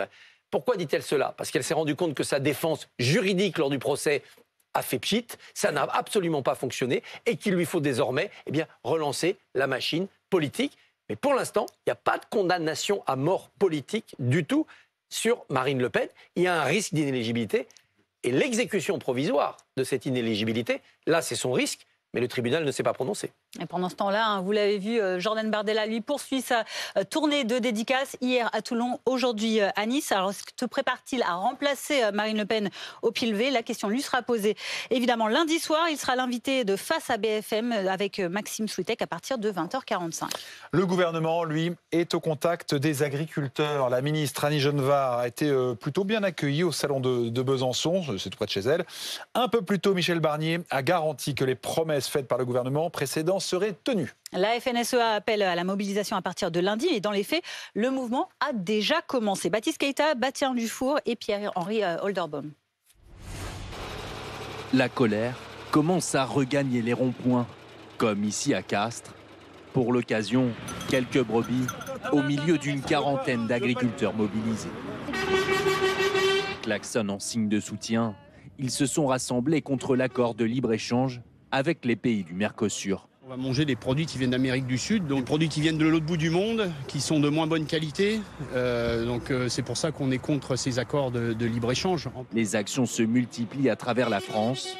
À Château-Renard, dans les Bouches-du-Rhône, les agriculteurs ont monté un mur de parpaing à l'entrée du centre des finances de la ville. On veut montrer, puisqu'on nous prive de nos revenus, on nous prive du droit d'exister, du droit de nourrir les Français, eh bien, on prive le gouvernement de son revenu. Une symbolique, car ils sont également mobilisés pour vivre dignement de leur travail. Une revendication déjà exprimée lors des manifestations 9 mois plus tôt. Moi, cette année, je ne vis pas de mon travail, encore, pour la 4e année consécutive. Étant donné qu'on n'a pas de compétitivité, qu'est-ce que l'État fait pour que nous soyons compétitifs vis-à-vis des produits étrangers? Rien. Des mobilisations d'ampleur sont attendues à partir de lundi. L'actualité internationale, est-ce qu'il s'agit d'une inflexion dans l'attitude des Européens envers la Russie? Olaf Scholz, le chancelier allemand, s'est entretenu hier avec Vladimir Poutine. Le dernier appel entre les deux hommes remontait à 2 ans. Olaf Scholz qui a parlé également à Volodymyr Zelensky avant et après, ce qui n'a pas empêché l'Ukraine de dénoncer une tentative d'apaisement. Et côté russe, qu'en dit-on? Jean-Didier Revoin, vous êtes notre correspondant à Moscou. Cet appel, c'est une petite victoire pour le Kremlin? Que les lignes sont en train de bouger entre Bruxelles, l'Union européenne et en tout cas Berlin et Moscou. Il faut dire que cet appel a été passé à l'initiative de l'Allemagne. C'était un dialogue franc de source du Kremlin qui a duré environ 1 heure et c'est l'occasion pour le Kremlin de faire savoir que la Russie a toujours été prête et ouverte à la négociation. C'est ce qu'a dit le Kremlin au terme de cet entretien entre Olaf Scholz et Vladimir Poutine. Et puis aussi ça permet à Vladimir Poutine de souligner la dégradation sans précédent des relations entre Moscou et Berlin, mais de préciser en même temps que les conseillers et de Vladimir Poutine et d'Olaf Scholz vont rester en contact, ce qui semble être un pas vers l'amorce en tout cas d'un dialogue. Et sur le fond de cette conversation, Jean-Didier, il y a cette phrase de Vladimir Poutine qu'il faut bien retenir. Un accord de paix devra tenir compte, je cite, de nouvelles réalités territoriales. On comprend bien ce qu'il y a derrière. Bien oui, ça veut dire que Vladimir Poutine, après bientôt 3 ans de combat, des dizaines de milliers de morts, des sacrifices opérés par la Russie, n'a pas l'intention de rendre aussi facilement que ça les territoires qu'il a conquis, comme le souhaite Volodymyr Zelensky, dont officiellement la position est toujours de récupérer les frontières de l'Ukraine telles qu'elles étaient en 1991. Ça veut dire y compris les territoires du Donbass et y compris la Crimée, ce qui semble être aujourd'hui extrêmement difficile au vu de la configuration des événements sur le terrain. Et puis, ce qu'on peut dire encore, c'est que cet accord doit prendre en compte les intérêts de sécurité de la Russie. C'est du point de vue du Kremlin pour garantir sa sécurité que Moscou est entré en Ukraine en 2022. On voit mal aujourd'hui, au vu de la configuration des forces sur le terrain, Moscou faire marche arrière et rendre tous les territoires qu'elle a conquis aujourd'hui, comme le souhaite Volodymyr Zelensky. C'est là autour, c'est sur ces gains territoriaux que des négociations de paix devront s'articuler quand elles auront lieu, quand elles commenceront, mais ça, on n'en a aucune idée pour l'instant. Et Christophe, en France, aucune réaction de l'Élysée à ce coup de fil Poutine-Scholz? Non, parce qu'on considère que Olaf Scholz n'est plus vraiment chancelier de l'Allemagne. Sa coalition a volé en éclats cette semaine. Il y aura des législatives anticipées. Il est un chancelier canard boiteux qui expédie les affaires courantes. Donc il s'est exprimé hier dans ce coup de téléphone en tant que chef du Parti socialiste allemand en campagne électorale, pas en tant que véritable chancelier allemand, engageant d'une certaine manière le couple franco-allemand et engageant surtout l'Europe, l'Union européenne. Olaf Scholz a fait cela à titre individuel. Il faut noter aussi qu'il a sans doute envoyé aussi un message à l'Amérique de Donald Trump. Olaf Scholz est prêt à se prêter à une nouvelle phase diplomatique inspirée par l'Amérique de Trump. On revient chez nous, on l'évoquait en titre, la France est-elle sur le chemin d'un baby crash à la japonaise ou à l'italienne?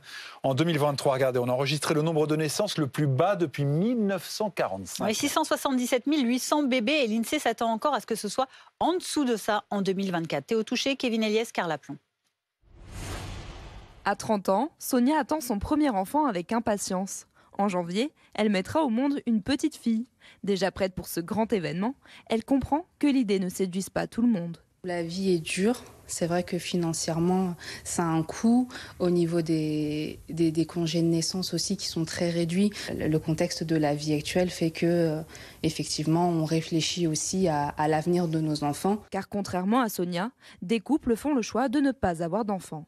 Aujourd'hui, cet hôpital n'a enregistré aucune naissance. Et pour la première fois, cette baisse de la natalité touche les femmes de tous les âges qui font leurs enfants de plus en plus tard. On est passé en 50 ans, pratiquement, de l'âge de 26 ans, de 25 ans, 26 ans, à 31, 32 ans, l'âge de la première naissance en moyenne. Une situation inédite qui confirme toutefois une tendance. Depuis plus de 10 ans, le nombre de naissances recule chaque année en France. Sur ces 40 dernières années, on a eu bien sûr des fois des baisses des naissances importantes, notamment en 83 et 93 dans un contexte économique un peu morose, mais pas d'une telle ampleur. Les spécialistes mettent en avant plusieurs éléments d'explication, les phénomènes géopolitiques, économiques ou climatiques, mais pas seulement. L'offre en matière de services d'accueil de la petite enfance pour permettre aux parents de concilier vie professionnelle et vie familiale est bien moindre que ce qui avait été souhaité. Sur les premiers mois de 2024, la baisse se confirme, mais dans une moindre mesure cette fois, à hauteur de 3%. Et puis on voulait aussi vous montrer cette image, le retour à Notre-Dame de la Vierge à l'enfant. C'est un des joyaux de la cathédrale. Oui, miraculeusement, elle avait été retrouvée intacte après l'incendie et elle avait trouvé refuge depuis à Saint-Germain-l'Auxerrois, de l'autre côté de la Seine. Des centaines de personnes ont accompagné ce retour en procession et au son des cloches de Notre-Dame. C'est la première fois qu'elle sonnait pour un événement religieux depuis l'incendie. La réouverture de la cathédrale, on rappelle, aura lieu, elle, dans 3 semaines. Je dois te dire, il est complètement... Votre rendez-vous avec Conto. Conto, le compte pro qu'il vous faut pour créer votre entreprise.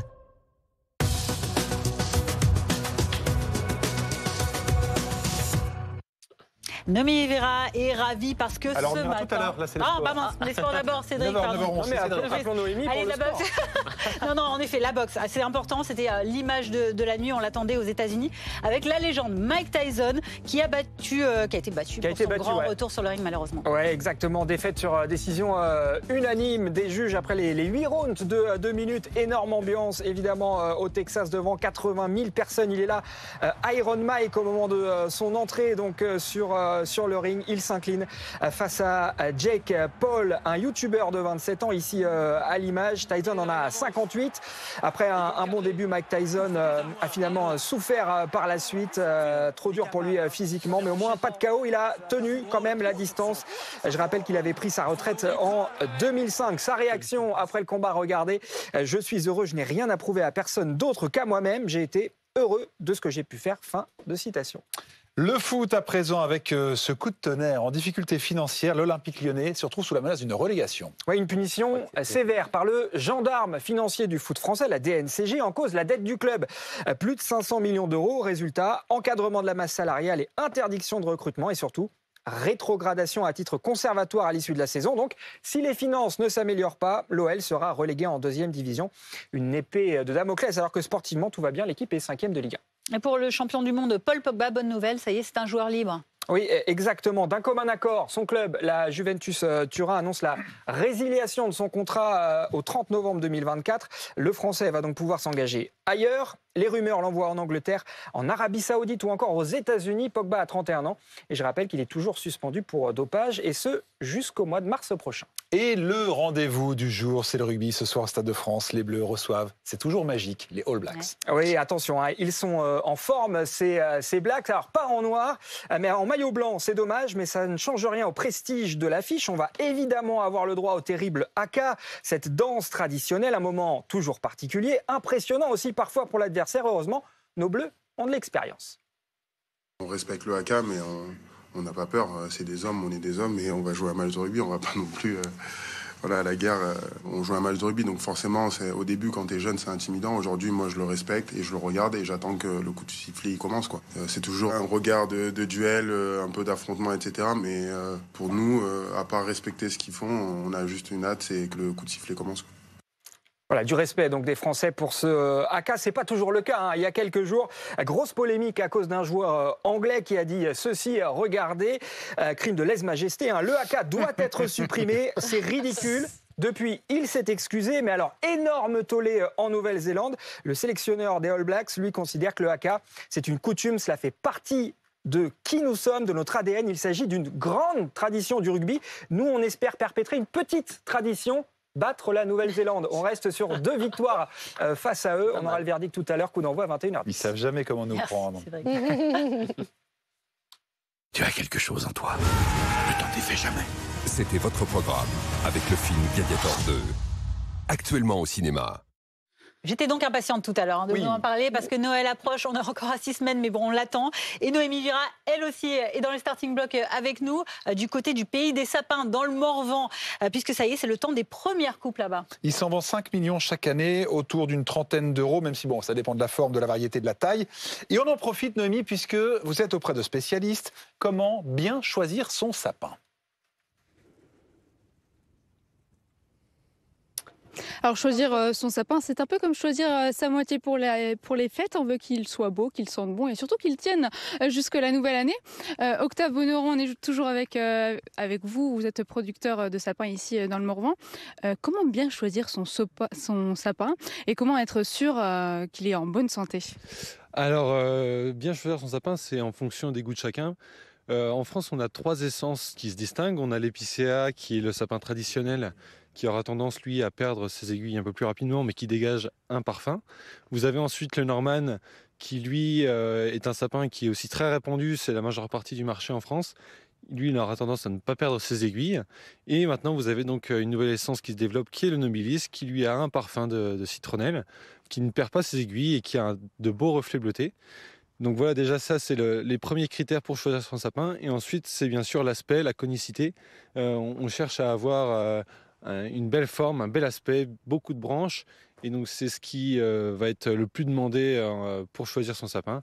Et puis ensuite, bien entendu, choisir la bonne provenance qui viennent principalement de France et du Morvan, qui est aussi du coup la première région productrice. Et Arthur, on se posait une question, ça s'arrose un sapin ?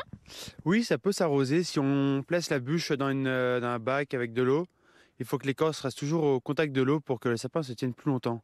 Après, le sapin peut être aussi aspergé avec un petit spray d'eau et sur l'ensemble des branches, comme ça, le sapin pourrait tenir plus longtemps. Voilà, merci beaucoup à tous les trois. Une dernière petite astuce que je voulais vous donner. Si vous avez des animaux de compagnie à la maison, un chien ou un chat, déjà placez plutôt les boules et les guirlandes en hauteur. Et surtout, vous pouvez placer des écorces d'orange sous le sapin. Il faut savoir que les chats détestent l'odeur des agrumes. Merci pour la petite astuce, merci Noémie. Et Caroline, on a besoin de votre expertise aussi. Quand on a acheté ce sapin aussitôt, comment on fait pour le conserver jusqu'à Noël ? Alors déjà, il faut éviter de le mettre près d'une source de chaleur quand on le met dans son intérieur, pas près d'un radiateur, on évite si on peut. Et sinon, la petite astuce de l'arroser, effectivement, elle est très bonne. Alors j'en ai une autre, vous prenez un seau et vous remplissez de sable, ce qui fait que vous mettez l'eau dans le sable et ça va maintenir comme ça le taux d'humidité régulièrement et plus facilement durant tout l'hiver. façon, on le laisse comme ça dans la pièce à côté. Et comme ça permet de le maintenir non seulement droit et en plus de l'arroser moins, mais de le maintenir en forme. L'utile à l'agréable. Merci beaucoup, Caroline. Merci, Noémie. Dans la prochaine demi-heure de Week-end Première, faire dès à présent ses courses pour les repas de fin d'année. On reste un petit peu dans la thématique. Il y a déjà beaucoup de monde au rayon champagne, foie gras et même saumon fumé. Pourquoi ? Parce que c'est moins cher en ce moment. Et puis, avant ça, au grand mot, les grands remèdes avec ce centre médical de Blois qui n'arrive toujours pas à trouver de cardiologue et qui a carrément décidé d'embaucher un détective privé. Guillaume, c'est sec. Oui, c'est sec au moins, mais en tout cas, c'est pas forcément tout bleu, avec de la grisaille au nord, du soleil au sud, un peu comme hier d'ailleurs. Hein. Les températures sont assez basses ce matin, mais ça devrait aller mieux quand même cet après-midi, du moins au soleil. Il fera jusqu'à 19 degrés à Biarritz.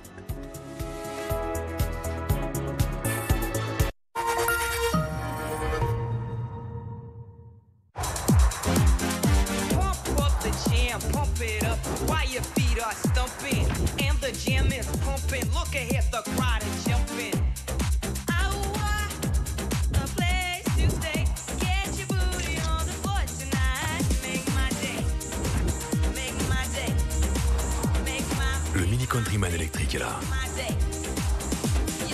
Profitez-en des 395 € par mois. Et là, le boss il doute. Alors je lui dis il faut mettre des panneaux photovoltaïques sur tout le toit de la boîte. Je leur montre le taf d'une super start-up. Et là, il se lève, il me regarde les larmes aux yeux et... Mon réveil a sonné. Mais pourquoi tu es avec ton réveil au taf?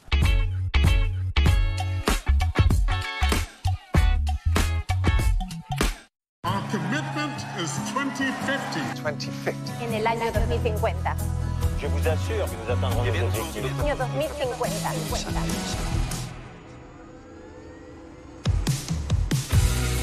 Renault Scénic E-Tech 100% électrique.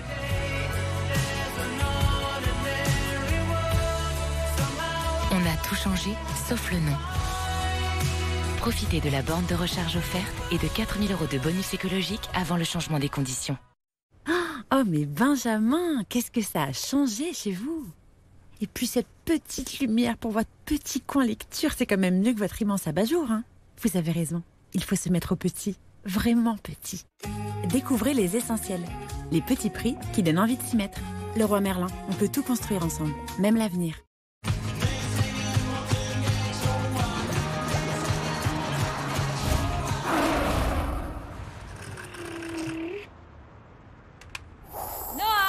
On y va.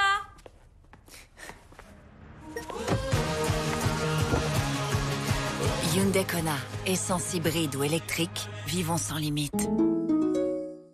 Avec le Drive Friday Hyundai, profitez d'offres exceptionnelles sur la gamme Kona à partir de 199 € par mois.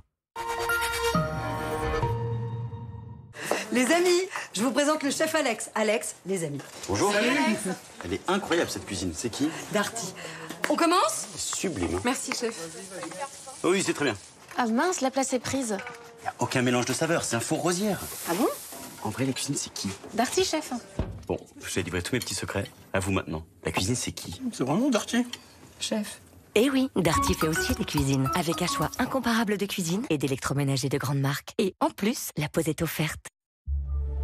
Sans marque ni logo, sans nom, et peut-être même sans pub, cette voiture touche le cœur de tous. Iconique et populaire, pot de yaourt adoré ou Dolce Vita incarné, pour chacun, cette voiture respire l'optimisme.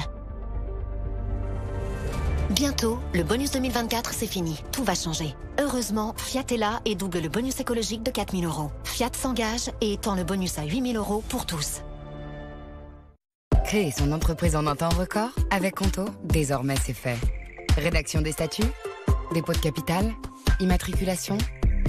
Lancez votre société, Conto gère les formalités. Conto, le compte pro qu'il vous faut. Conto, et c'est fait. Chez Carglass, chaque minute compte lorsque votre quotidien est impacté. Voilà pourquoi, immédiatement et sans rendez-vous, nous sécurisons votre véhicule avec un vitrage temporaire ou nous remplaçons votre vitre latérale brisée. Dans tous les cas, vous pouvez repartir sereinement. Je suis Johan et chez Carglass, en cas d'urgence, on est toujours prêt. Le nettoyage ultime, c'est celui qui satisfait les maniaques de la propreté. Je ne suis pas vexée, j'en suis fière. Voici le Shark Power Detect sans fil. Il détecte et réagit à tous les types de sols grâce à 2 rouleaux brosses. Sympa. Et dévore les saletés dans toutes les directions. C'est dégoûtant. J'adore ça. Shark Power Detect se vide automatiquement et emprisonne la saleté après chaque nettoyage. Je suis rarement sans voix. Shark Power Detect, conçu pour les adeptes de la propreté. T'as vu toutes ces factures? Il faut vraiment qu'on fasse des travaux de rénovation, non? C'est pas trop le moment, là. Bah, t'as d'autres idées? On a qu'à se laver à l'eau froide. Allez, au vin! Allez, au vin! J'ai mieux, on se chauffe avec du bétail. Dans ton film, tête. C'est mon père. Il veut qu'on chauffe avec des vaches. Avec le prêt Rénov Énergie de Caisse d'Épargne, faites vos travaux maintenant et commencez à rembourser dans 3 mois. Caisse d'Épargne, vous êtes utile. Envie de changement? Envie de bonheur? Envie d'espace? Envie de confort? Week-end première avec Nesten, provocateur de rencontres immobilières. Rendez-vous dans l'une de nos agences Nesten partout en France. Retour sur le plateau de Week-end Première avec cette question: jusqu'où les collectivités et les hôpitaux sont-elles prêtes à aller pour trouver un médecin? Alors on a connu les petites annonces, les chasseurs de tête aussi, les conditions d'accueil hyper favorables. Eh bien à Blois, un centre médical a fait autre chose, il a fait appel à un détective privé. Antoine Corvert, Audrey Allos, Pierre-Henri Olderbaum. Ce centre médical aux équipements flambant neufs pourrait ne jamais accueillir de patients. La raison, il peine à trouver ses cardiologues et sans eux, pas d'ouverture. Là, il y en a un qui arrive en janvier et on en aurait besoin d'un minimum, voire 2 supplémentaires. Ce nouveau pôle de santé fait 4000 m². Il doit ouvrir ses portes en janvier prochain. Pour trouver la perle rare, tous les moyens ont été mis en œuvre. On a essayé d'aller dans tous les canaux possibles, donc à la fois les agences de recrutement, et de manière très exceptionnelle, on a même fait appel à un chasseur de tête et à un détective privé. Un appel qui a porté ses fruits. Le détective privé, habitué à ce type de demande, a utilisé son réseau. J'ai appelé des amis médecins, j'ai appelé des amis infirmières, et puis je leur demande de passer des fiches de poste. La semaine d'après, j'avais une touche avec un cardiologue. Et je crois qu'aujourd'hui, un contrat a été signé entre un cardiologue parisien et le centre médical. La structure prévoit d'accueillir près d'une centaine de patients par jour. Retrouvez l'écho du week-end avec la Banque Postale, partenaire de la croissance des entrepreneurs. La Banque Postale, citoyenne. Votre rendez-vous bien au chaud avec le volet solaire Store Discount. Storediscount.com, store, volet, moustiquaire. Retrouvez votre programme avec Doro. Pour rester actif et connecté avec vos proches, la simplicité et la sécurité en plus.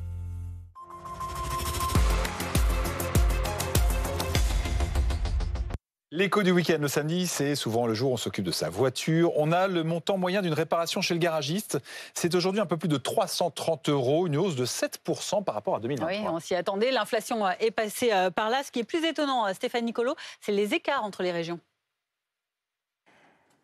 Effectivement, entretenir sa voiture coûte plus ou moins cher en fonction de la région dans laquelle vous vivez. L'Occitanie s'impose comme la région la moins chère, avec une main-d'œuvre moins coûteuse et des frais annexes plus faibles. À l'inverse, l'Île-de-France reste la plus onéreuse, avec Paris en tête. Cela s'explique par le prix élevé de la vie et les marges pratiquées par les garages. Dans le détail, une révision générale coûte en moyenne 332 €. Mais si vous habitez en Normandie, cette prestation, elle vous sera facturée 319 € contre 351 € en région PACA. Et les écarts de prix peuvent aussi être importants en fonction des modèles de voitures. Le coût moyen d'une révision pour une Fiat Panda, il est de 241 € devant la Volkswagen Polo et la Citroën C3. A contrario, les modèles les plus coûteux sont la Peugeot 208, la Renault Mégane et la Peugeot 206. Et mieux vaut entretenir son véhicule parce que le tarif forfaitaire réglementé du dépannage sur autoroute, eh bien, il va augmenter de 2,8% au mois de décembre. Le 1er décembre, il va passer à 148 € pour un remorquage en journée et en semaine et à 223 € la nuit. C'était l'écho du week-end avec la Banque Postale, partenaire de la croissance des entrepreneurs. La Banque Postale, citoyenne. C'était votre rendez-vous bien au chaud avec le volet solaire Store Discount. Storediscount.com, store, volet, moustiquaire. C'était votre programme avec Doro. Pour rester actif et connecté avec vos proches, la simplicité et la sécurité en plus. Le temps. Passez à la météo aussi facilement que ça, avec Ulysse. Ulysse, et c'est réglé. Entrepreneurs, soyez au top devant la météo avec Groupe Verlaine. Le meilleur de la rénovation énergétique à vos côtés pour développer votre franchise. Groupeverlaine.com.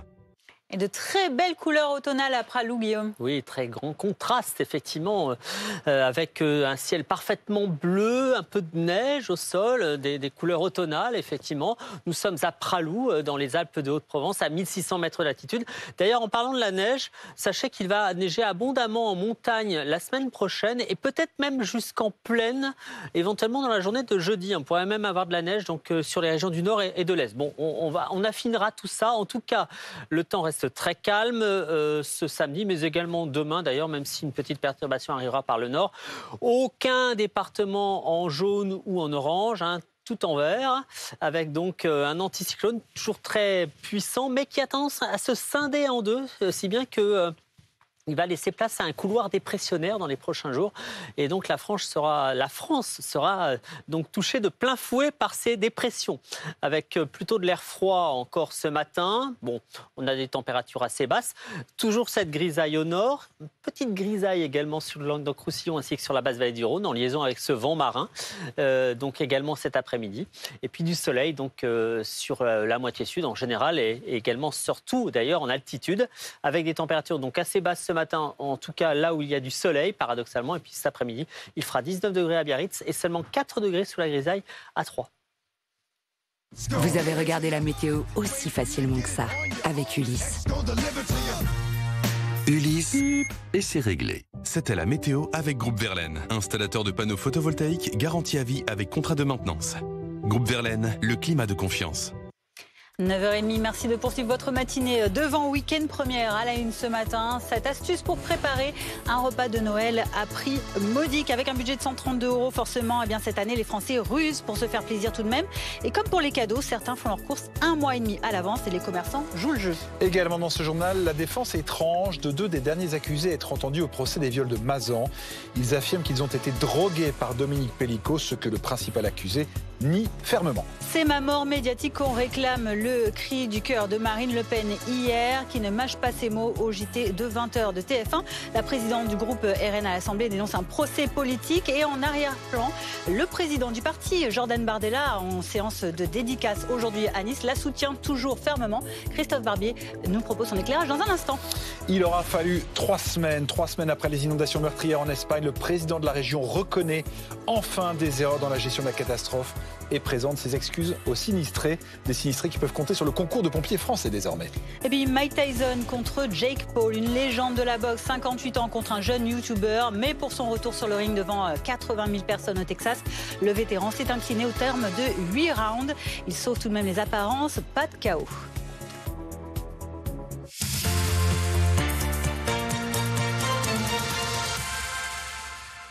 5 semaines avant Noël et les Français, toujours préoccupés par leur pouvoir d'achat, cherchent comment se faire plaisir avec leur repas, tout en minimisant les coûts. Alors après les cadeaux, il y a aussi une astuce qui concerne justement cette préparation des repas. Oui, les Français qui sont prêts à consacrer 132 € à ce repas de fête. Et l'une des astuces, c'est de s'y prendre maintenant, dès la mi-novembre, pour éviter la foule des derniers jours et puis aussi parce que les prix n'ont pas encore augmenté.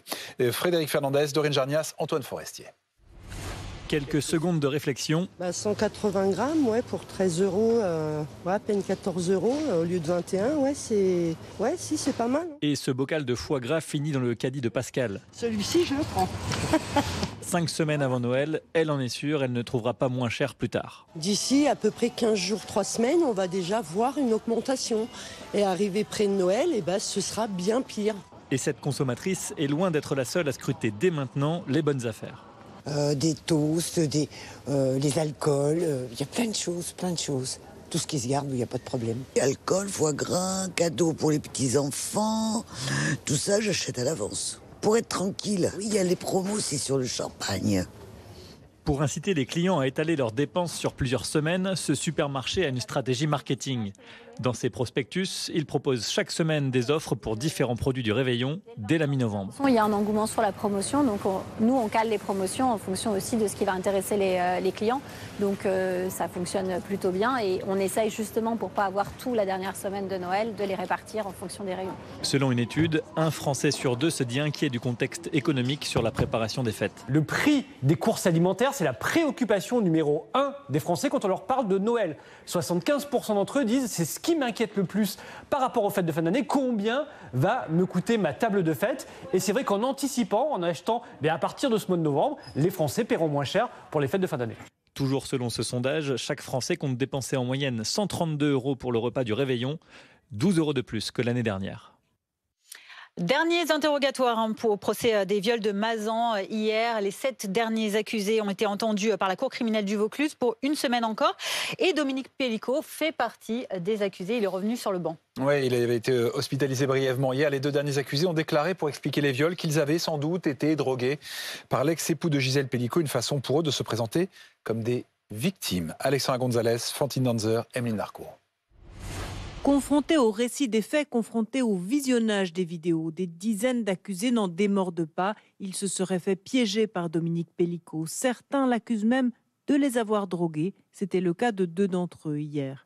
Pour l'avocate de Dominique Pellicot, cet élément qui apparaît dans les déclarations au procès ne correspond pas au dossier. Ça ne me semble pas du tout crédible. Et puis de toute façon, il faut quand même se rappeler que Dominique Pellicot n'est pas renvoyé devant la juridiction de jugement pour une administration de substance à l'encontre des autres accusés. 3 ans et demi d'instruction, le sujet n'a jamais été développé en instruction.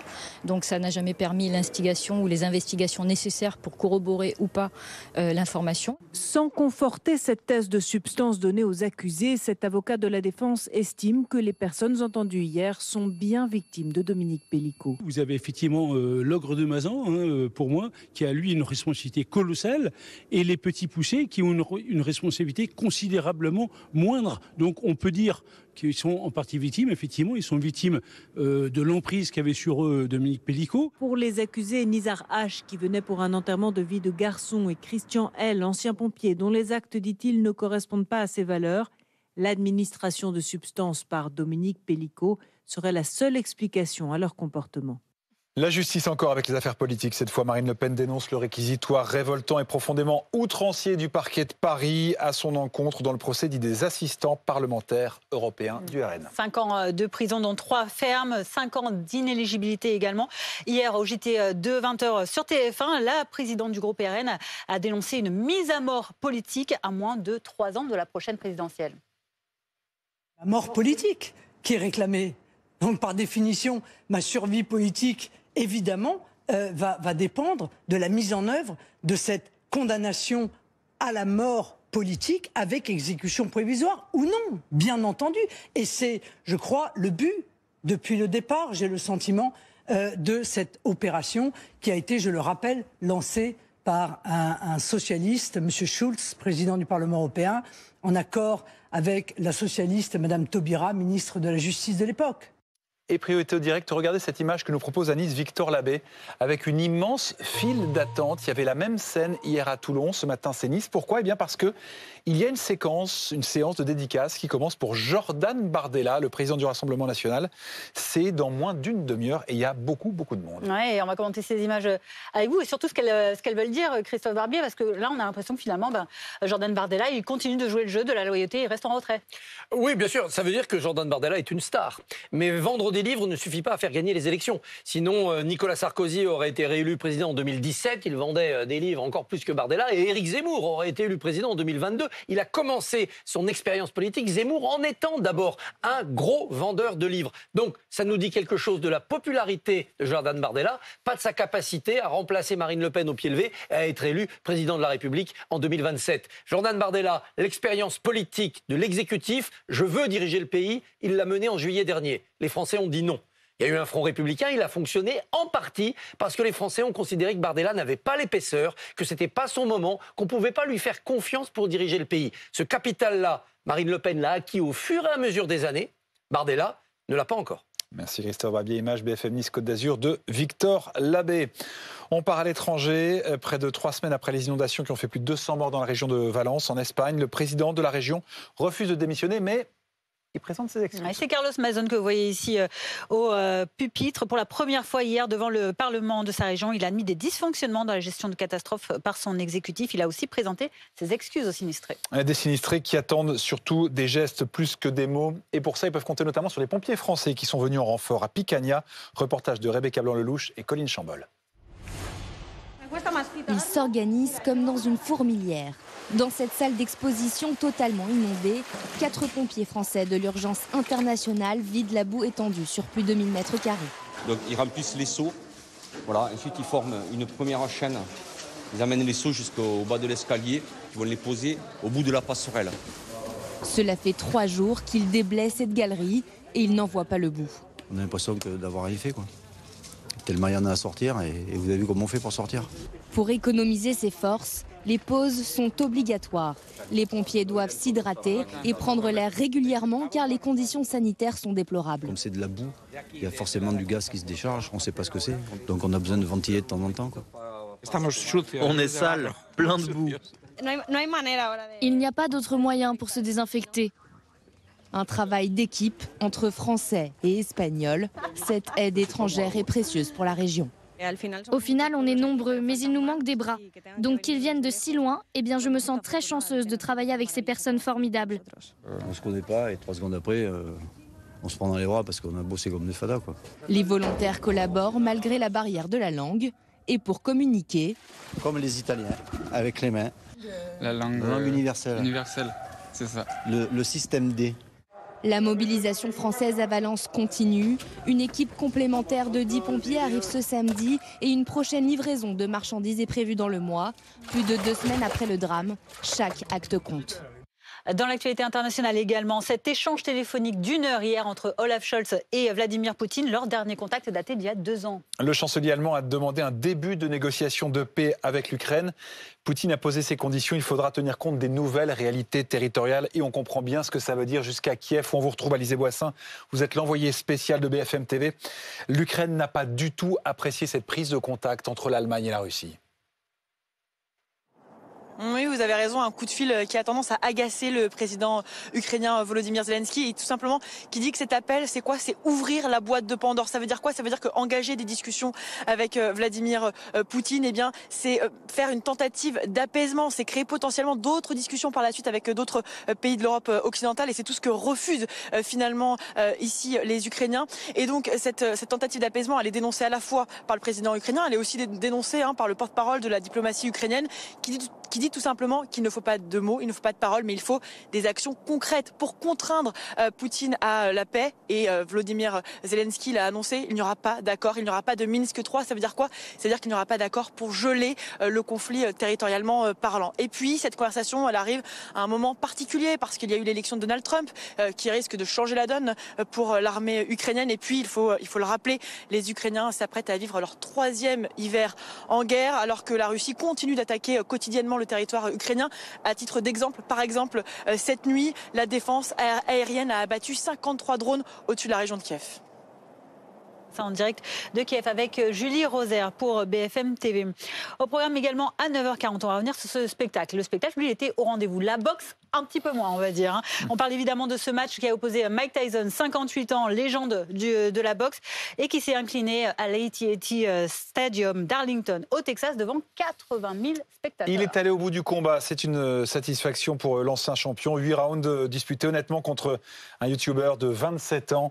Jake Paul, au moins, Tyson n'a pas été humilié, il n'a pas été mis KO. Antoine Salva. Mike Tyson, 58 ans, 50 victoires, 44 par KO, remonte sur le ring devant 72 000 personnes. Il est 6h à Paris, 23h à Arlington, Texas, quand le speaker introduit le plus grand boxeur de la fin du XXe siècle. Mike Tyson! Face au plus jeune champion du monde des lourds à 20 ans et 4 mois, un ex-comédien, youtubeur de 27 ans devenu combattant, Jake Paul. Un duel d'abord prévu en juillet dernier, mais repoussé en raison de problèmes de santé de la star. Pour cet affrontement professionnel, les règles ont été adaptées, 8 reprises de 2 minutes, au lieu des classiques 12 rounds de 3 minutes.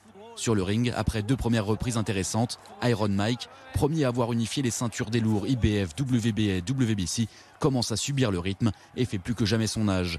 En face, Jake Paul, son cadet de 31 ans, est bien plus vif et s'impose à l'unanimité des juges.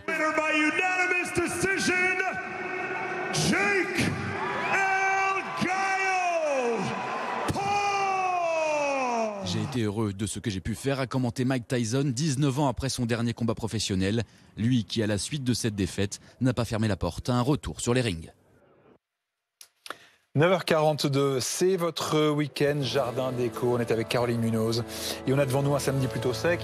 Et donc on va en profiter pour aller au jardin. On va mettre du paillage au sol. Pourquoi c'est si important le paillage, Caroline ? Eh bien, dans la nature, dans la forêt, les feuilles tombent sur le sol et vont créer une protection pour les racines des plantes.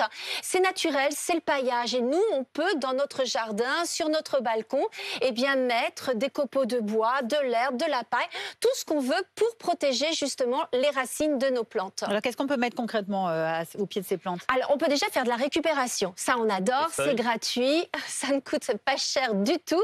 Par exemple, vous récupérez les feuilles qui sont tombées au sol, et vous faites un petit tas de 2-3 cm pour protéger les racines. L'herbe de la tonte, par exemple, ça aussi peut être récupéré. Également la paille ou la sciure de bois. Si vous avez taillé vos arbres, en novembre, généralement, c'est ce qu'on fait. Vous récupérez la sciure et vous en mettez au pied des plantes pour protéger les fameuses racines. Je suis sûr que tu as d'autres propositions à nous faire. J'ai toujours plein de propositions. Alors, vous avez également des copeaux. Alors, les copeaux de résineux, ça, c'est pareil. On en met partout. Alors, ça s'achète dans le commerce. Vous le trouverez sous le nom de mulch ou de paillis. C'est à peu près le nom que vous trouverez sur les sacs. Alors, ça ne coûte pas très cher. C'est 10 € le sac de 50 litres. Ah oui. Et il vous faut à peu près 50 litres pour faire 1 mètre carré. C'est à peu près ce qu'il faut. Et alors, ces copeaux, figurez-vous que j'en ai trouvé des décoratifs de toutes les couleurs. On va se régaler. Alors, par exemple, vous avez celui-ci qui est un peu orange, comme vous voyez. Ça a l'air plus naturel. Alors, ça fait un peu naturel. Vous en avez des blancs également. On peut s'amuser, oui. Alors, on peut s'amuser vraiment. Et dans les municipalités, ils s'amusent à faire des parterres de toutes les couleurs. Vous faites l'arc-en-ciel, vous faites ce que vous voulez. Ce sont bien sûr des colorants naturels, vous vous en doutez. Et alors, Christophe, il a choisi son camp. Alors voilà, oui, alors tu as raison, ça c'est le doré. C'est plus le style de Christophe. C'est pour Noël. C'est pour Noël. C'est pour le showbiz aussi. Voilà, alors ça, effectivement, avec les fêtes de fin d'année, pourquoi pas égayer l'extérieur avec un paillage partout. Ça va mettre des paillettes sur son costume bleu marine. Mettez des paillettes dans ma vie. Voilà. Kevin. Comment on peut disposer ces différentes sortes de paillage au sol ? Alors c'est une couche qui doit faire 2 à 5 cm, suffisamment épaisse, pas trop épaisse. Sinon, eh bien, ça peut créer des moisissures sur vos plantes. Et puis, vous l'étalez comme ça, tranquillement, dans vos pots. Il faut savoir que certains sont recyclables et certains paillages apportent également des nutriments à vos plantes, ce qui est pas mal. Tu as ramené autre chose, l'espèce de tissu, c'est quoi ? Alors ça s'appelle du chanvrelin. Donc vous devinez que c'est du chanvre avec du lin. Voilà. Et alors ça, c'est très très fort. Dans on est alors ça, pareil, ça se met sur le sol, vous l'étalez. Et alors l'intérêt, c'est que à la fin de l'hiver, ça va se biodégrader, c'est-à-dire que vraiment vous pourrez l'enterrer dans le sol. C'est naturel. Voilà, ça va se confondre et ça va comme ça se désagréger tout doucement. Et ça permet de protéger également les plantes. Et on fait ça au potager parce que vous faites un petit trou au milieu et vous faites ressortir la plante. Et voilà, et c'est pas très très cher puisque c'est à peu près 10 € le rouleau, donc ça vous permet de faire un rouleau de plusieurs mètres, de 3-4 mètres. Donc ça vous permet vraiment d'étendre ça et c'est naturel pour le coup, donc on en parle parce qu'on aime ça. Merci, on a de quoi protéger nos plantes. Merci Caroline. Philippe, avec toi, on va revenir sur ces langues régionales, ces expressions folkloriques parfois pointées du doigt, vues un peu de manière obsolète. Et pourtant, eh bien, elles s'affirment en musique et le public est toujours présent. Oui, les langues régionales, ça marche en zik, effectivement. Tiens, 2 exemples de ces 10-15 dernières années qui ont bien marché. 10 ans, je m'en irai, j'entends le loup et le renard chanter. C'est dans 10 ans, je m'en irai, j'entends le loup et le renard chanter. Era corsa luminosa di bellezza come un cinne. Oui, il a les frisson, mon camarade Damien, je le sens bien. D'un côté, Nolwenn Leroy, 2010. Bretonne, cet album s'est vendu à 1 500 000 exemplaires. C'est énorme, elle a eu une grosse tournée derrière. Et puis Patrick Fiori, de l'autre côté, avec son disque Corsu Mezzu, qui a réuni à la Défense Arena 40 000 personnes l'année dernière. Oui, on va zoomer ce matin, on va revenir aux racines de ceux qui représentent le plus justement cet engagement autour des langues régionales, avec Alan Stivell et Yves Ouvrini, 70 ans d'un côté, près de 50 ans de l'autre, que ces musiciens, à leur manière, font vivre l'héritage celte et corse, avec un léger avantage quand même pour la Bretagne, parce que dans les années 60, eh bien, notre camarade Alan Stivell, il a bénéficié en fait de la vague pop-rock anglo-saxonne. C'est Nicolas Béard qui les a interrogés. Le rock'n'roll amène une musique qu'on pourrait presque appeler parfois anglo-celtique. Et du coup, c'est un grand pas vers la Bretagne. Donc, il y avait d'un seul coup des oreilles qui pouvaient peut-être un tout petit peu s'entrouvrir.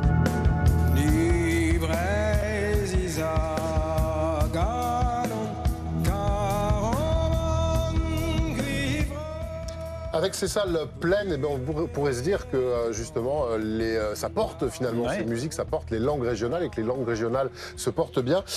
C'est plutôt l'arbre qui cache la forêt, voire la clairière même, pourrait-on dire d'une certaine manière, puisque avec cette uniformisation de la langue, au fil du temps, eh bien, la réalité est loin de ce qu'on fantasme. En effet, en Corse, par exemple, 2% de transmission de la langue corse seulement en famille, c'est bien peu.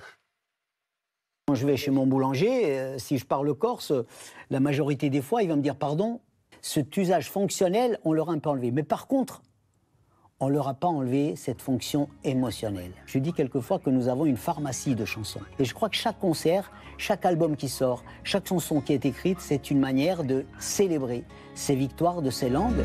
Un tempo s'appronta sull'anne, qui su 4 ore di mano.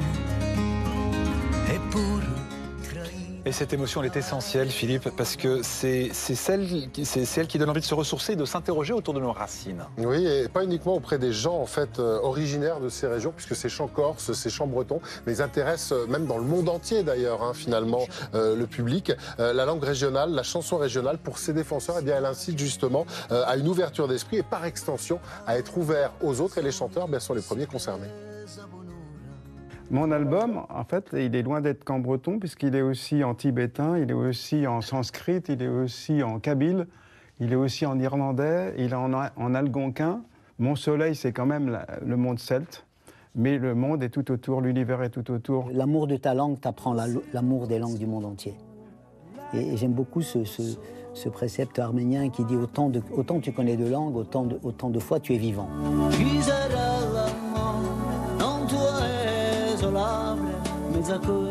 Allez, 2 projets donc qui sortent en ce moment, Awa et Breveri, maintenant, et nos préférés, Yves Ouvrini, c'est la compile d'Yves Ouvrini, et puis Alan Stivell qui ressort ce magnifique live ici de la salle Playel et de Rennes, sorti l'année dernière.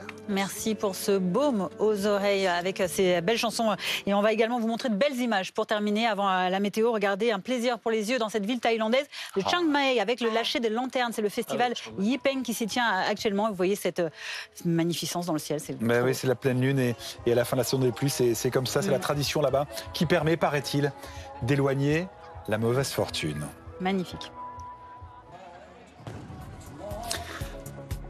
Dans un instant, sur BFM TV, d'abord, vous ne bougez pas. Ce sera à 10h le live week-end avec Philippe Gaudin. Et ça commence à chauffer du côté des agriculteurs. Le mouvement, en tout cas, est en train de s'échauffer. Dernier rassemblement avant la grande journée de mobilisation qui aura lieu lundi. Quant à nous, on se retrouve demain matin, juste avant 6h. Bonne journée sur BFM TV. À demain.